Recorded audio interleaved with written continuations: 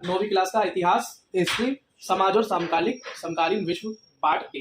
ठीक है, तो इसका जो हम चैप्टर आज करने जा रहे हैं उस चैप्टर का भाई पहला नाम है और बड़ा ही महत्वपूर्ण चैप्टरों में से एक, इसका नाम है फ्रांस की क्रांति। अब आप बच्चों की तरफ फोकस करें और जिन बच्चों के पास किताबें हैं वो प्लीज अपनी किताबें ले लो। किसकी है ये? जिसकी भी किताब है वो अपनी किताब और जिसके पास सपोर्ट मटेरियल है वो निकाल कर उसमें कुछ चीजों को देखें जो मैं इनको बताने जा रहा हूँ। सबके हाथ में कुछ ना कुछ होना चाहिए, जैसे वो अच्छा बच्चा वहाँ खड़ा हुआ है उसकी तरह। ठीक है, अच्छे बच्चे की तरह, समझ गए बेटा? ठीक है बेटा, चलो बेटा अब जरा हम फ्रांस की, मेरे मुंह की तरफ फोकस रखना, हाथों की तरफ नहीं और बच्चों की तरफ, जिससे मैं सवाल पूछूं। ठीक है बेटा? अच्छा, तो देखो वीडियो में मैं तो ये चाहता हूँ जो बच्चे वीडियो देखें वो भी अच्छे से समझें और जो अभी बैठकर समझ रहे हैं बेटा वो अच्छे से समझें। क्यों? क्योंकि वीडियो में देखकर हम वो एक्सपीरियंस नहीं कर सकते जो कि हम सामने बैठ के कर सकते हैं। अब जैसे मैं तुम्हें बोलूँ कि तुम में से कोई अमेरिका गया है, तुम बोलो नहीं गया, तुम बोलूंगा कि अच्छा तो अमेरिका को वीडियो में देख लो ना, यूट्यूब पे तो बहुत सारी वीडियो पड़ी है, क्या वीडियो में देख के तुम्हें अमेरिका जाने का मन नहीं करेगा? करेगा ना? देखने के बाद भी करेगा। क्यों? क्योंकि बेटा वीडियो का एक्सपीरियंस अलग होता है और सामने का एक्सपीरियंस अलग होता है। तुम यहाँ सामने बैठे हो तो इसलिए अच्छे से पढ़ो और वीडियो में जब तुम पढ़ोगे तुम्हारा रिवीजन हो जाएगा। और जो बच्चे वीडियो देखें वो भैया मन से वीडियो देखें, अच्छे से सुने, क्योंकि हम बहुत ज्यादा कुछ बताने नहीं वाले, फालतू सारी बातों को घटा के इंपॉर्टेंट बातें मैं तुम्हें बताने वाला हूँ। बिल्कुल ऐसे सुनो जैसे सत्यनारायण की कथा सुनते हो या गाना सुनते हो या लड़कियां चुगली सुनती है या चुगली करती हैं, उसकी तरह आप सुने। ठीक है बेटा, याद रखो फ्रांस एक देश है। क्या है? फ्रांस एक देश है जहाँ पे क्रांति हुई। बेटा क्रांति का मतलब होता है बदलाव। क्या? बदलाव। और कैसा बदलाव? अच्छा बदलाव। इसका मतलब वहाँ के लोग किसी चीज से परेशान होंगे तभी तो वहाँ पे वो क्रांति लाना चाहते हैं, मतलब बदलाव लाना चाहते हैं। तो बेटा यही फ्रेंच का रेवोल्यूशन है कि वहाँ की जनता किस प्रकार से परेशान थी वहाँ के राजा से, वहाँ के जो सिस्टम था उस सिस्टम से, जो प्रक्रिया थी उस प्रक्रिया से, जो टैक्स का सिस्टम था, जो उन लोगों को निचोड़ने का सिस्टम था, उससे वो कैसे परेशान थे और किस तरीके से लोगों ने उससे छुटकारा पाया। ठीक, और जो क्रांति की, लोग आगे बढ़े, लोगों ने रिवोल्ट किए, ठीक है, लोगों ने क्रांति की, चेंज किया, चेंज के लिए बेटा बलिदान भी दिए, मेहनत भी की और बाद में वो फ्रांस की जो क्रांति है, फ्रांस जिसको फ्रेंच रेवोल्यूशन बोलते हैं, वो बेटा इस पूरी दुनिया के लिए क्या बना? एक उदाहरण बना, एक आइडियल बना। बड़े बड़े जो क्रांतिकारी हैं वो भी फ्रेंच रेवोल्यूशन को क्या मानते हैं?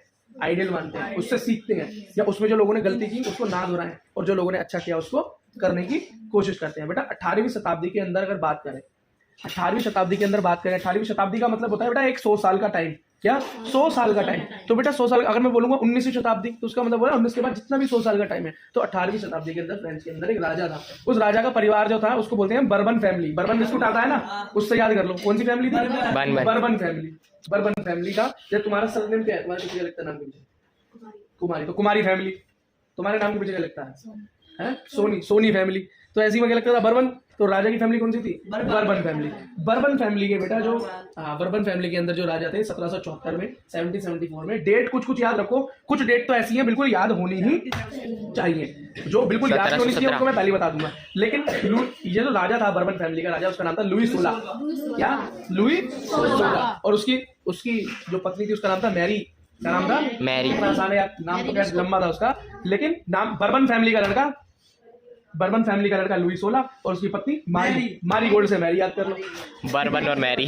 बर्बन और मैरी, दो बिस्कुट हुए एक साथ। ठीक है, ऐसे बेटा याद कर लो। अगला बेटा, उस टाइम पे फ्रांस की जो जनता थी उसको उन्होंने 3 वर्गों में बांटा हुआ था। किसमें? 3 वर्गों में बांटा हुआ था। यही थी बेटा सारी फसाद की जड़। अब ये 3 वर्ग कौन कौन से थे? तुम में से कोई बच्चा बता सके? मैं पढ़ाया था पहले भी। बोलो बेटा। प्रथम स्टेट, द्वितीय स्टेट, तृतीय स्टेट। ये तो मैंने बोल दिया 3 स्टेट में पढ़ा है। पहली स्टेट में कौन आता है? अमीरों का, दूसरा था बीच के ऐसे डॉक्टर का, और तीसरा था गरीबों का। देखो बेटा, गलत। पहला कुलीन वर्ग, पादरी वर्ग। पादरी वर्ग। पादरी का मतलब होता है जैसे पंडित होते हैं तो वहाँ पे फादर होते हैं, ठीक है, प्रीस्ट होते हैं तो वहाँ के पुजारी। इसका मतलब पुजारी सबसे ताकतवर थे राजा के साथ। क्या? सबसे ताकतवर थे राजा के साथ। उसके बाद कुलीन वर्ग, मतलब जैसे कुलीन वर्ग क्या हुआ? अमीर लोग, डॉक्टर वगैरह नहीं, अमीर लोग, जैसे कि राज वाले लोग, राजा के रिश्तेदार हो गए, ठीक है, बड़ी बड़ी पोस्ट हो गई जो राजतंत्र के अंदर काम कर रहे हैं, वो गए कुलीन लोग। नेक्स्ट आते हैं डॉक्टर हो, इंजीनियर हो, किसान हो, सब बेटा तृतीय स्टेट में आते हैं। वो सब छोटे लोगों में आते हैं, काम वाले सब छोटे लोगों में आते हैं, होते हैं थर्ड स्टेट। वो क्या था? थर्ड स्टेट बेटा। अच्छा ठीक है, कोई बात नहीं, स्टॉप कर दो। चलो बेटा फ्रांस के अंदर जो शुरू के 2 वर्ग थे, पादरी वर्ग और दूसरा कुलीन वर्ग, इनके पास क्या थी? पूरी फ्रांस की 60% धरती उनके पास थी। तो गरीब लोगों के पास जो तीसरा वर्ग था उसके पास सिर्फ 40% भूमि थी। कितनी? 40% भूमि थी। अच्छा, अब बेटा टैक्स भी कौन देता था? ना पहला वर्ग टैक्स देता था, ना दूसरा, खाली तीसरा वर्ग टैक्स देता था। और वो भी कैसे? 3 तरह के टैक्स देता था। कैसे? 3 तरह के टैक्स। पहले को बोलते थे बेटा टिल्थ, क्या बोलते थे? टिल्थ। दूसरे को बोलते थे टाइल्थ। ठीक है, तो पहला टैक्स क्या है कि वो पादरी को देगा, राजा को देगा, पादरी को देगा, पहला टैक्स। दूसरा टैक्स वो किसको देगा? अमीर कुलीन वर्ग को देगा। और तीसरा टैक्स क्या है? तीसरा जो खाने पीने पे, उसकी तंबाकू गुटखे पे जो टैक्स है वो तो है ही। तो 3 तरह के टैक्स देता था वहां का आदमी। कितने? 3 तरह के। है ना। तो बेटा 1789 एक ऐसी डेट है जो भूलनी नहीं है। 1789 1789 1789 कितना आसान है? 789 कितना आसान है? 789 देखो मैं लिख के दिखाता हूँ। देखो 1 7 8 ये तो बढ़ती हुई गिनती तो है। भैया मैं नहीं आया, छोटा चूहा है, बार-बार चला रहा है मेरे को। अच्छा ये चूहे से डर गए भाई साहब। देखो इधर अरे बेटा इधर दिखाओ, ये फालतू की बातें बीच में मत करो, टाइम खराब मत करो बेटा, बच्चों को भी और अपना भी। नहीं पढ़ना तो अब घर जा, ठीक, घर चला जा बेटा, जा, चूहे से वही बचेगा, नहीं बच पाएगा। ठीक है, कैसे याद करोगे? 1 7 8 1 से चालू, फिर 7 8 और 9। देखो लगातार गिनती है बेटा। इसी साल हुई थी फ्रांस की क्रांति, इसी साल, वो यही साल है क्रांति का। याद करना आसान हो गया। 1 से शुरू 7 8 9 कितना आसान है। तो बेटा ये डेट तो तुम्हें बिल्कुल याद होनी चाहिए। और अब जब तरीका बता दिया उसके बाद तो तुमको याद करने में कोई दिक्कत नहीं आएगी। ठीक है बेटा, अगली चीज देखो, अगली चीज फिर से देखो बेटा। एक बात, जब पॉपुलेशन की बात करें, एकदम से फ्रांस में क्या हुआ, ये सब हो रहा था, जितने स्टेट सारे टैक्स बेचारा भर रहा था, मर रहा था, लेकिन क्या हुआ उनके बारे में कोई सोच नहीं रहा था। उनकी पॉपुलेशन की लगातार फ्रांस की बढ़ रही थी। 23 मिलियन से 28 मिलियन पहुंच गई उनकी पॉपुलेशन। कितनी? 23 मिलियन से 28, मतलब 5 मिलियन बढ़ गई। कितनी? 5 मिलियन। लेकिन पढ़ाई नहीं बढ़ी, एजुकेशन, कमाई नहीं बढ़ी, खाने के भी लाले पड़ गए। क्या हो गए? खाने के भी लाले पड़ गए। बेटा क्या हुआ? सड़कों पे लड़ाई झगड़ा चालू, लोगों के अंदर गुस्सा, क्योंकि टैक्स बढ़ाए जा रहे हैं, टैक्स पर टैक्स देना पड़ रहा है, लेकिन कमाई क्या है? कुछ भी नहीं। ब्रेड की दुकानों पे औरतें लड़ रही हैं एक दूसरे से, खाने के लिए लोग एक दूसरे से लड़ रहे हैं, छीन रहे हैं। फिर कुछ विद्वान लोग भी थे जो इन सब चीजों के बारे में लिखते थे, लिखते थे। उनमें से एक का नाम था बेटा जॉन लॉक, लॉक ताले वाला, क्या? John Locke. और दूसरे का नाम था रूसो।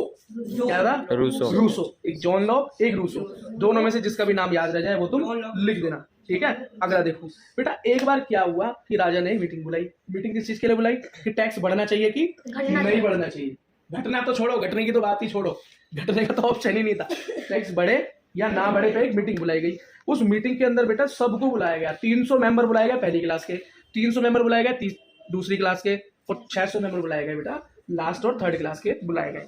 लेकिन बेटा 300 लोग उनके कम तो थे और 600 ज्यादा थे, लेकिन बेटा उसके अंदर भी ये तो देखो कि वोटिंग का राइट जो था उनको अधिक था। पहली और दूसरी वाली को वोटिंग का राइट ज्यादा था। तो बेटा जब वोट पड़ेगी टैक्स बढ़ना चाहिए कि नहीं बढ़ना चाहिए, तो वोट किसके ज्यादा थे? पहले और दूसरे के, और उन्हें टैक्स मिल रहा था, तो वो तो चाहेंगे कि टैक्स बढ़े। उन्होंने ओके कर दिया। ठीक है, क्या कर दिया? ओके कर दिया, और वो रूल पास हो गया। बेटा ये मीटिंग हुई थी 1 7 8 9 20 जुलाई को। किसको? 1 7 8 9 20 जून को ये मीटिंग हुई थी टैक्स बढ़ाने के ऊपर। ठीक है, अब बेटा इसी के चक्कर में लोगों को बहुत गुस्सा आया। लोगों ने क्या कर दी? लोग रोड पे आ गए, विद्रोह करने लगे। उन्होंने कहा कि भैया ये क्या हुआ, कैसी मीटिंग, बुलाया भी हमें, वोटिंग का भी राइट हमें नहीं है, और हमारे ऊपर ही टैक्स बढ़ा दिया और हमसे पूछे ही। लोगों ने विद्रोह कर दिया। उस टाइम बेटा सर्दियां पड़ी बहुत जबरदस्त। क्या पड़ी? बहुत जबरदस्त सर्दियां पड़ी। खाने के लाले पड़ रहे थे पहले ही, और ज्यादा पड़ गए। अब लोगों को कुछ समझ नहीं आया, तो लोगों ने क्या किया? लोगों ने राजा के विरुद्ध विद्रोह छेड़ने के लिए इधर उधर खूब तोड़फोड़ मचाई। और एक जेल थी, जिस जेल होती है जैसे समझ लो हमारे यहाँ पे तिहाड़ है, तो लोगों ने मिलकर क्या किया? उस जेल को तोड़ दिया। उस जेल का नाम था बेटा बास्तील। इस जेल का नाम याद करना जरूरी। बास्तील का किला भी था। बास्तील के किला बोलो, किले को जेल में परिवर्तित किया हुआ था। उन्होंने उसे तोड़ दिया। खैर उसके अंदर 4-5 ही कैदी थे, फायदा तो कुछ भी नहीं हुआ, लेकिन उसको उन्होंने तोड़ दिया। ठीक है, समझ में आ गया? हाँ। अब बेटा देश में क्या हुआ कि लोगों को फिर भी बस नहीं चला, तो लोगों ने सेकंड क्लास के लोगों के घर में घुस के उन्हें मारना पीटना चालू किया। सेकंड क्लास के लोगों को, थर्ड क्लास वालों ने सेकंड क्लास वाले लोगों को मारना पीटना चालू कर दिया। और उन लोगों की मांग थी कि हमारी एक असेंबली बनाई जाए, हमारी भी एक सभा बनाई जाए, हमारी भी बात सुनी जाए। हमारी तो कोई बात सुनता नहीं। तो बेटा उसके बाद जब इतनी दंगा हुआ, इतना फसाद हुआ, तो वहां का राजा लुई 16 मानने को तैयार हो गया। उसने क्या बोला? ठीक है भैया, तुम अपनी एक असेंबली बना लो। तो उन्होंने उसका नाम रखा नेशनल असेंबली। क्या नाम रखा? जो थर्ड क्लास के लोगों ने अपनी असेंबली बनाई उसका नाम क्या रखा? National assembly. और नेशनल असेंबली बनाई तो उन्होंने उसमें कुछ रूल रेगुलेशन, कुछ संविधान बनाया, और उसके अंदर खैर राजा की सारी ताकतें छीन ली गई। राजा ही एंड में फाइनल डिसीजन लेता था, लेकिन वोटिंग की पावर अब क्या आ गई उनके पास? आ गई। वोटिंग की पावर उनके पास आ गई। समझिए मेरी बात को? ठीक है बेटा, स्टॉप करो। लेकिन बेटे धीरे धीरे वो नेशनल असेंबली जो बनी थी लोगों के फायदे के लिए, वो भी भ्रष्ट हो गई, वो भी भ्रष्टाचार में चली गई। बेटा हिस्ट्री में यही होता है, जब आदमी पावर में पहुंच जाता है ना, पावर में आने से पहले तो खुद कहता है ये नहीं करूंगा, वो नहीं करूंगा, लाल बत्ती की गाड़ी नहीं लूंगा, बड़े बड़े मकान में नहीं रहूंगा। और जब बेटा कुछ बन जाता है तो वो सारी सुविधा लेता है और उनसे भी ज्यादा सुविधा लेता है। अब कौन लेता है वीडियो में नहीं बताऊंगा, तुम्हें पता है किसका नाम मैं लेने वाला हूँ। और उसकी बात नहीं है यार, ये सारे नेताओं की यही बात होती है। तुम भी किसी लेवल पे जाओगे तो तुम जब उस लेवल पे पहुंच जाओगे तुम्हारे अंदर भी कुछ लालच आ जाए, भगवान करे ना आए, तुम भी अच्छे लोग बन जाओ। लेकिन ऐसा हिस्ट्री में तो यही देखा गया है कि आदमी चालू तो होता है ये करूंगा वो करूंगा और जाके वही बन जाता है जिसके खिलाफ खड़ा होता है। ठीक है। अच्छा, अब बेटा इसने कानून क्या बनाया, इन्होंने कानून ऐसा बनाया, वोटिंग राइट भी किसको दिया, वोटिंग को दी, लेकिन उसने बोला कि वोटिंग वही दे सकता है जो 25 साल या 25 साल से बड़ा हो। दूसरा ऑप्शन क्या दिया कि बेटा वो अपनी 3 दिन की सैलरी, क्या 3 दिन की सैलरी टैक्स के रूप में दे सके। इसका मतलब 3 दिन की सैलरी देने वाला तो अमीर ही होगा ना। तो घूम फिर के कानून बनाया ऐसा कि कान इधर से पकड़ो चाहे इधर से पकड़ो, कान वोटिंग का राइट तो अमीर के पास ही रह गया, गरीब तो अभी वोट नहीं दे सकता। ये हो गई बेटा दिक्कत, समझ में आ गई। तो वोटिंग का राइट सबको मिला कहने को तो, लेकिन गरीबों को नहीं मिला, क्योंकि भाई गरीब के पास तो खुद खाने के लिए नहीं है, वो 3 दिन की सैलरी कहां से देगा। ठीक है बेटा। बेटा इस नेशनल असेंबली के खिलाफ भी अब लोगों का गुस्सा आ गया। अब लोग कह रहे भैया ये तो कोई फायदा नहीं हुआ इसे बनाने के बाद भी। तो वहां पर एक लीडर खड़ा हुआ, उसका नाम था मैक्सी। क्या नाम था? मैक्सी। और जिस क्लब को उन्होंने बनाया उसका नाम था जैकोबिन क्लब। क्या नाम था? Jacobin club. इस बात को बेटा दिमाग में घुसेड़ लो। लुई 16 के बाद विद्रोह हुआ, लोगों ने बास्तिल की जेल तोड़ी। जेल तोड़ने के बाद नेशनल असेंबली बनी, उसमें वोटिंग का राइट मिला, लेकिन उसी को मिला जो 20 साल या 20 साल से बड़ा हो और 3 दिन की सैलरी दे सकता हो। अब बेटा इसका मतलब अमीर दे सकता था तो गरीब नहीं दे पाया। उसके बाद क्या हुआ, मैक्सी नाम के एक लीडर ने, नाम इनका बड़ा है, मैं शॉर्ट फॉर्म में मैक्सी बता रहा हूँ, जैकोबिन क्लब की संरचना की। क्योंकि वो जैकोबिन क्लब ने आश्वासन दिया लोगों को जो आपको नहीं मिले ना वो मैं आपको दूंगा, वोटिंग का राइट मैं उन लोगों को दूंगा जिनको मिलना चाहिए। उन्होंने बेटा नेशनल असेंबली के खिलाफ विद्रोह करके उसको भंग किया और जैकोबिन क्लब पावर में आया। और उन्होंने बेटा एक नया ड्रेस कोड बनाया कि जो भी जैकोबिन क्लब में होगा लाल रंग की टोपी पहनेगा। क्या? लाल रंग की टोपी पहनेगा। और उन्होंने क्या किया, अपनी मांगे मनवाने के लिए राजा के घर पे अटैक कर दिया। विंटर होम बोलते हैं इसको। राजा के घर पे अटैक कर दिया और राजा के घर पे कौन था? लुई 16। उसको बंदी बना लिया। उसको क्या किया? बंदी बना लिया 10 अगस्त को। कब? 10 अगस्त उस तारीख को बोलेंगे। जैसे 15 अगस्त को आजादी होती है, 10 अगस्त को राजा पकड़ लिया। 10 अगस्त को बेटा उस राजा को पकड़ने के बाद उन्होंने बेटा अपनी मांगे बनवाई और अब वोटिंग राइट 21 साल तक सबको मिलने लगा। लेकिन बेटा औरतों को अभी भी नहीं मिला।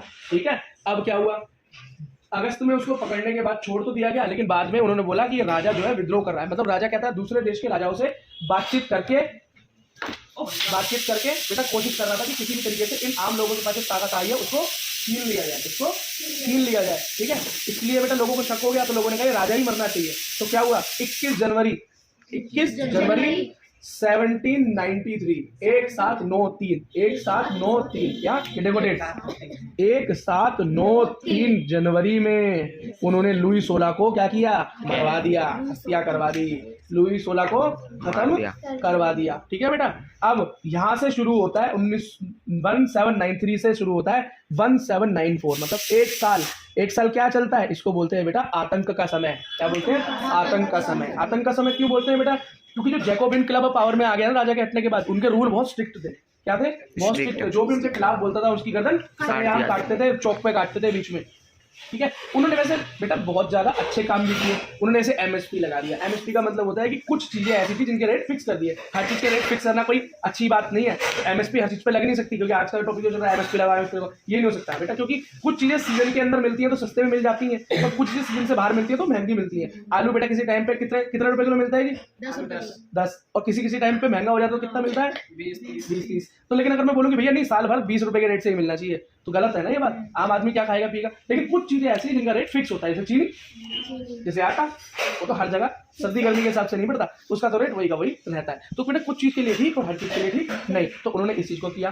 ठीक है। महंगाई को कम करने के लिए उन्होंने कुछ काम किए। अमीरों को जो सुविधा मिलती थी वो सुविधा उन्होंने सबको दी। चर्चों को बंद करवा दिया। क्या?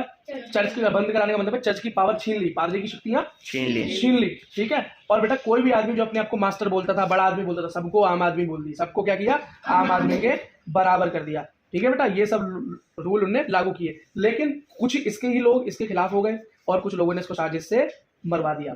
जैकोबिन को मरवा दिया। जो शॉर्ट फॉर्म है इसकी वजह से मैक्सी नाम था, उस लीडर को मरवा दिया। तो बेटा उसके बाद कोई लीडर तो चाहिए। तो उस लीडर के बाद जो लीडर उठकर खड़ा हुआ उसका नाम इतिहास में सबसे बड़े लीडरों के रूप में है, जिसको हम इतिहास का सबसे बड़ा सेनापति कहते हैं। उसका नाम है नेपोलियन बोनापार्ट। क्या? Napoleon Bonaparte. ये आपको याद करना बहुत जरूरी है, बहुत ज्यादा जरूरी है। तो बेटा नेपोलियन बोनापार्ट जब आया तो इसने क्या किया, इसने कुछ रूल जैकोबिन क्लब के हटा दिए, लेकिन कुछ अच्छे रूल्स लागू रखे। लेकिन जैकोबिन क्लब ने एक चीज थी, वो थी बेटा स्लेवरी। इसका मतलब था जो कि जो कि बेटा लोगों को खरीदते थे गुलाम के तौर पे पैसे देके, उनकी किसी सामान को खरीदते हैं, ऐसे आदमी को खरीदा जाता था काम के लिए। क्यों खरीदा जाता था? क्योंकि बेटा ये जैसे देश हैं, जैसे फ्रांस है और ये यूरोपीय देश हैं, तो इन देशों ने बेटा अफ्रीका के ऊपर, अमेरिका में कुछ जगह पे, ठीक है, वहाँ की जगहों पे कब्जा किया हुआ था। तो उस जगह पे बेटा यहाँ के लोग वहाँ जाके पूरे टाइम नहीं रह सकते थे और वहाँ पे कब्जा भी पूरा बना के रखना था। इसलिए क्या करते थे? गुलाम खरीदते थे। क्या करते थे?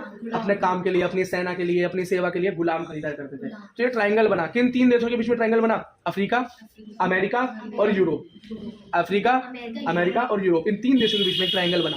इसको क्या बोलते हैं बेटा? स्लेवरी का ट्राइंगल। स्लेवरी का ट्राइंगल, ठीक। ये बंद करा दी थी जैकोबिन क्लब ने, लेकिन चालू करा दी नेपोलियन ने, दोबारा से चालू करा दी। ये थी गलत बात, लेकिन उसने कुछ अच्छे काम भी किए। जैसे उसने औरतों को कुछ हक दिलवाए। औरतों को बेटा डिवोर्स देने का राइट नहीं था, उन्होंने औरतों को डिवोर्स देने का राइट दिलवाया। औरतें बेटा अकेली घर में रह जाती थी क्योंकि लोग क्या लड़ने चले जाते थे, वहां से पैसा भेज नहीं पाते थे, तो लोग लड़कियों को पढ़ाया लिखाया, कमाने के ऑप्शन या अर्निंग के ऑप्शन दिलवाए, ठीक है। ये उसके कुछ अच्छे काम थे। लेकिन धीरे धीरे बेटा नेपोलियन ने क्या किया? अपने साथी राष्ट्रों पर हमला करना चालू किया, अपनी शक्ति को बढ़ाने के लिए, अपने आप को बड़ा बनाने के लिए। इस बात को याद रखना। 1804 के अंदर, कब? 1804, ये इंपॉर्टेंट डेटा है, लेकिन इतनी ही नहीं कि बहुत ज्यादा याद रखो, ठीक, लेकिन ये इंपॉर्टेंट है। 1804 में नेपोलियन ने अपने आप को फ्रांस का राजा ही घोषित कर दिया। क्या? राजा ही घोषित कर दिया। लेकिन बेटा 1815 में उसकी हार हुई। कहां पर? जहां पर उसे पीने को पानी भी नहीं मिला, वाटरलू। अब पीने को पानी नहीं मिला, नहीं बोल रहा है, मैं बोल रहा हूं ताकि तुम्हें याद रहे। वाटर से पानी, जिसे पानी पिला पिला के मारा। वहां पे कैसे मारा? पानी पिला पिला के मारा, जेल में बंद रख के मारा, जिसे वहां पीने को पानी नहीं मिला। जैसे तुम्हें याद करना, याद कर लो। मैंने वाटर लू इसलिए बोला, वाटर लू कि पानी तो भैया उसको पिला पिला के मारा। हाँ, वाटर लू की जेल में उसकी अंतिम यात्रा हो गई। और इसी के साथ आपका चैप्टर समाप्त हो गया। तो रूसी क्रांति। आइए बेटा इस चैप्टर को जरा कुछ मिनटों में खत्म करते हैं और इसकी इंपॉर्टेंट चीजों को पढ़ लेते हैं, ठीक है बेटा। अच्छी चीजें रखो। यूरोप में क्रांति। क्या? यूरोप में क्रांति। सोशलिज्म। सोशलिज्म का मतलब क्या है भाई? सबसे पहले तो ये देखो बेटा, सोशलिज्म का ये मतलब हुआ कि किस तरीके से हम किसी चीज को सोशलिस्ट बना दें। इसका क्या मतलब हुआ? कि भैया एक ही आदमी के हाथ में ताकत नहीं होनी चाहिए। सोशल मतलब सबके हाथ में ताकत होनी चाहिए। इस दुनिया में सब लोग बराबर होने चाहिए। इसे सोशलिज्म बोलते हैं। कि भैया किसी के पास प्राइवेट प्रॉपर्टी ना हो, सबकी प्रॉपर्टी क्या होनी चाहिए? सब बराबर होनी चाहिए, गवर्नमेंट के हाथ में होना चाहिए, प्राइवेटाइजेशन नहीं होना चाहिए, ठीक है। ये होता था बेटा, ठीक है। एक वर्ग होता है लिबरल, आज भी बोलते हैं तू तो लिबरल है। दूसरा क्या होता है? रेडिकल, ये तू तो रेडिकल है। और तीसरा होता है बेटा कंजर्वेटिव। अब ये लिबरल है क्या बेटा? लिबरल ये कहता है, लिबरल बेटा इनमें अंतर आता है क्वेश्चन में, तो समझ लो लिबरल कौन है। लिबरल वो है जो बोलेगा कि बेटा प्राइवेट प्रॉपर्टी होनी चाहिए। क्या? होनी चाहिए। और रेडिकल कौन होगा? रेडिकल बिल्कुल अड़ा हुआ, नहीं होनी चाहिए। क्या? नहीं होनी चाहिए, जिद पे, ठीक है। लिबरल क्या होगा? सेकुलरिज्म। यार ये सब बराबर है, सारे धर्म बराबर है, वो है सेकुलर। लेकिन जो बेटा वो है क्या बोलते हैं? रेडिकल। वो कहता है नहीं, एक ही की पावर होनी चाहिए, एक ही ऊंचा होना चाहिए, एक ही धर्म ऊंचा होना चाहिए, ठीक है। वो है रेडिकल। अगला क्या है बेटा? लिबरल क्या कहता है? कि सबको बेटा वोटिंग का राइट नहीं होना चाहिए। एक ही चीज में ना करता है, बाकी सब में हाँ करता है। किस चीज में ना करता है? ये कि बेटा सिर्फ आदमियों को वोटिंग का अधिकार होना चाहिए, वो भी स्पेशल कुछ लोगों को, सबको नहीं। लेकिन रेडिकल क्या कहता है? नहीं, सबको वोटिंग का अधिकार होना चाहिए। क्या? सबको वोटिंग का अधिकार होना चाहिए। ये तो हो गया इन दोनों के बीच में अंतर, ये लिखने को भी आ सकता है, इंपॉर्टेंट है। लेकिन जो कंजर्वेटिव है, क्या कंजर्वेटिव? वो क्या है बेटा? पुराने ख्याल वाला, क्या नई चीजों को अपनाने से डरता है। वो कहता है यार राजा का राज ही अच्छा था, राजा ही तो भगवान है, क्यों नई नई चीजों में जा रहे हो? गलत है, ये गलत है, ये मत करो। बड़े धीरे धीरे धीरे धीरे रेडी जो ये कंजर्वेटिव लोग हैं ये चेंज हुए। और ये भी कब चेंज हुए? ये भी बेटा जब चेंज हुए जब उन्होंने फ्रांस में क्या देख ली? क्रांति देख ली। फ्रांस में क्या देख ली? क्रांति देख ली। और फ्रांस की क्रांति देखने के बाद इनके दिल में हुई धक धक, यार हम नहीं मानेंगे, बदलेंगे नहीं टाइम के साथ। तो क्या होगा? जैसे लोगों ने वहाँ सड़कों पे उतर के ड्रामा किया, चीज़ें तोड़ी, राजाओं को फांसी लगाई, इसी तरीके से हमारा भी काम हो जाएगा। तो ये धीरे धीरे बदले। लेकिन रेडिकल तो पूरी अड़े हुए और लिबरल खुले दिमाग के, बस वो वोटिंग राइट के ऊपर बातचीत नहीं चाहते। ये बात समझ में आ गई? ठीक है बेटा। अगला देखो, यूरोप के अंदर बेटा, यूरोप में दिक्कत क्या है? यूरोप में यह है कि बड़ी इंडस्ट्रियलाइजेशन हो रहा था, नई नई फैक्ट्रियां लग रही थी, बढ़िया बढ़िया मशीनें लग रही थी, किताबें छप रही हैं, नई नई चीज छप रही हैं, नए नए औजार आ रहे हैं, नई नई मशीनरी आ रही है, ठीक है। इंडस्ट्रियलाइजेशन एकदम दबा के हो रहा है, उन्नति हो रही है एकदम, यूरोप की उन्नति हो रही है। लेकिन बेटा इससे दिक्कत क्या हो रही है? इससे आम आदमी को बहुत दिक्कत हो रही है। क्या दिक्कत हो रही है? हाँ, आम आदमी को बहुत दिक्कत हो रही है। बहुत ज्यादा काम करना पड़ रहा है, बहुत तेजी से डेवलपमेंट हो रहा है, बहुत ज्यादा काम करना पड़ रहा है, बहुत ज्यादा मेहनत करनी पड़ रही है और बेरोजगारी बढ़ रही है। क्यों? काम करने वाले ज्यादा, काम करने वाले भी बहुत ज़्यादा है, तो बेरोजगारी भी बढ़ रही है। ठीक है, इससे क्या होता है, लोगों के अंदर गुस्सा पनप रहा है। क्या हो रहा है, लोगों के अंदर गुस्सा हो रहा है ना।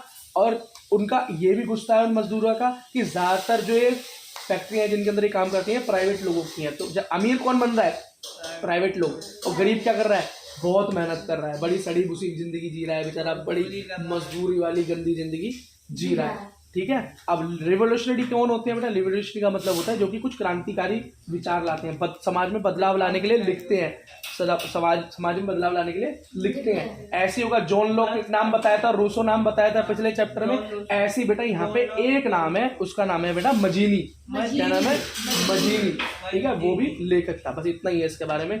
ठीक है, अच्छा अब सोशलिज्म के बारे में तुमको मैंने बता ही दिया बेटा। ऐसी सोसाइटी हो, क्या हो, ऐसी सोसाइटी हो जहां पर कोई भी लैंड प्राइवेट ना हो, प्राइवेटाइजेशन ना हो, सारी बेटा ताकत गवर्नमेंट के हाथ में हो, और लैंड सबकी हो, लैंड सबकी हो। ठीक है, क्या बने, कोऑपरेट बने। कोऑपरेटिव का मतलब क्या होता है, संघ बने, लोगों का ग्रुप बने, लोगों का क्या बने, ग्रुप बने, और बेटा ताकत ज्यादा से ज्यादा वर्कर्स के हाथ में हो, ये सोशलिज्म लोग मानते थे। ठीक है, अब बेटा सोशलिज्म के अंदर भी दो तरह के लोग थे, एक थे कोऑपरेटिव, क्या थे, कोऑपरेटिव, और मतलब दो तरह के कोऑपरेटिव थे।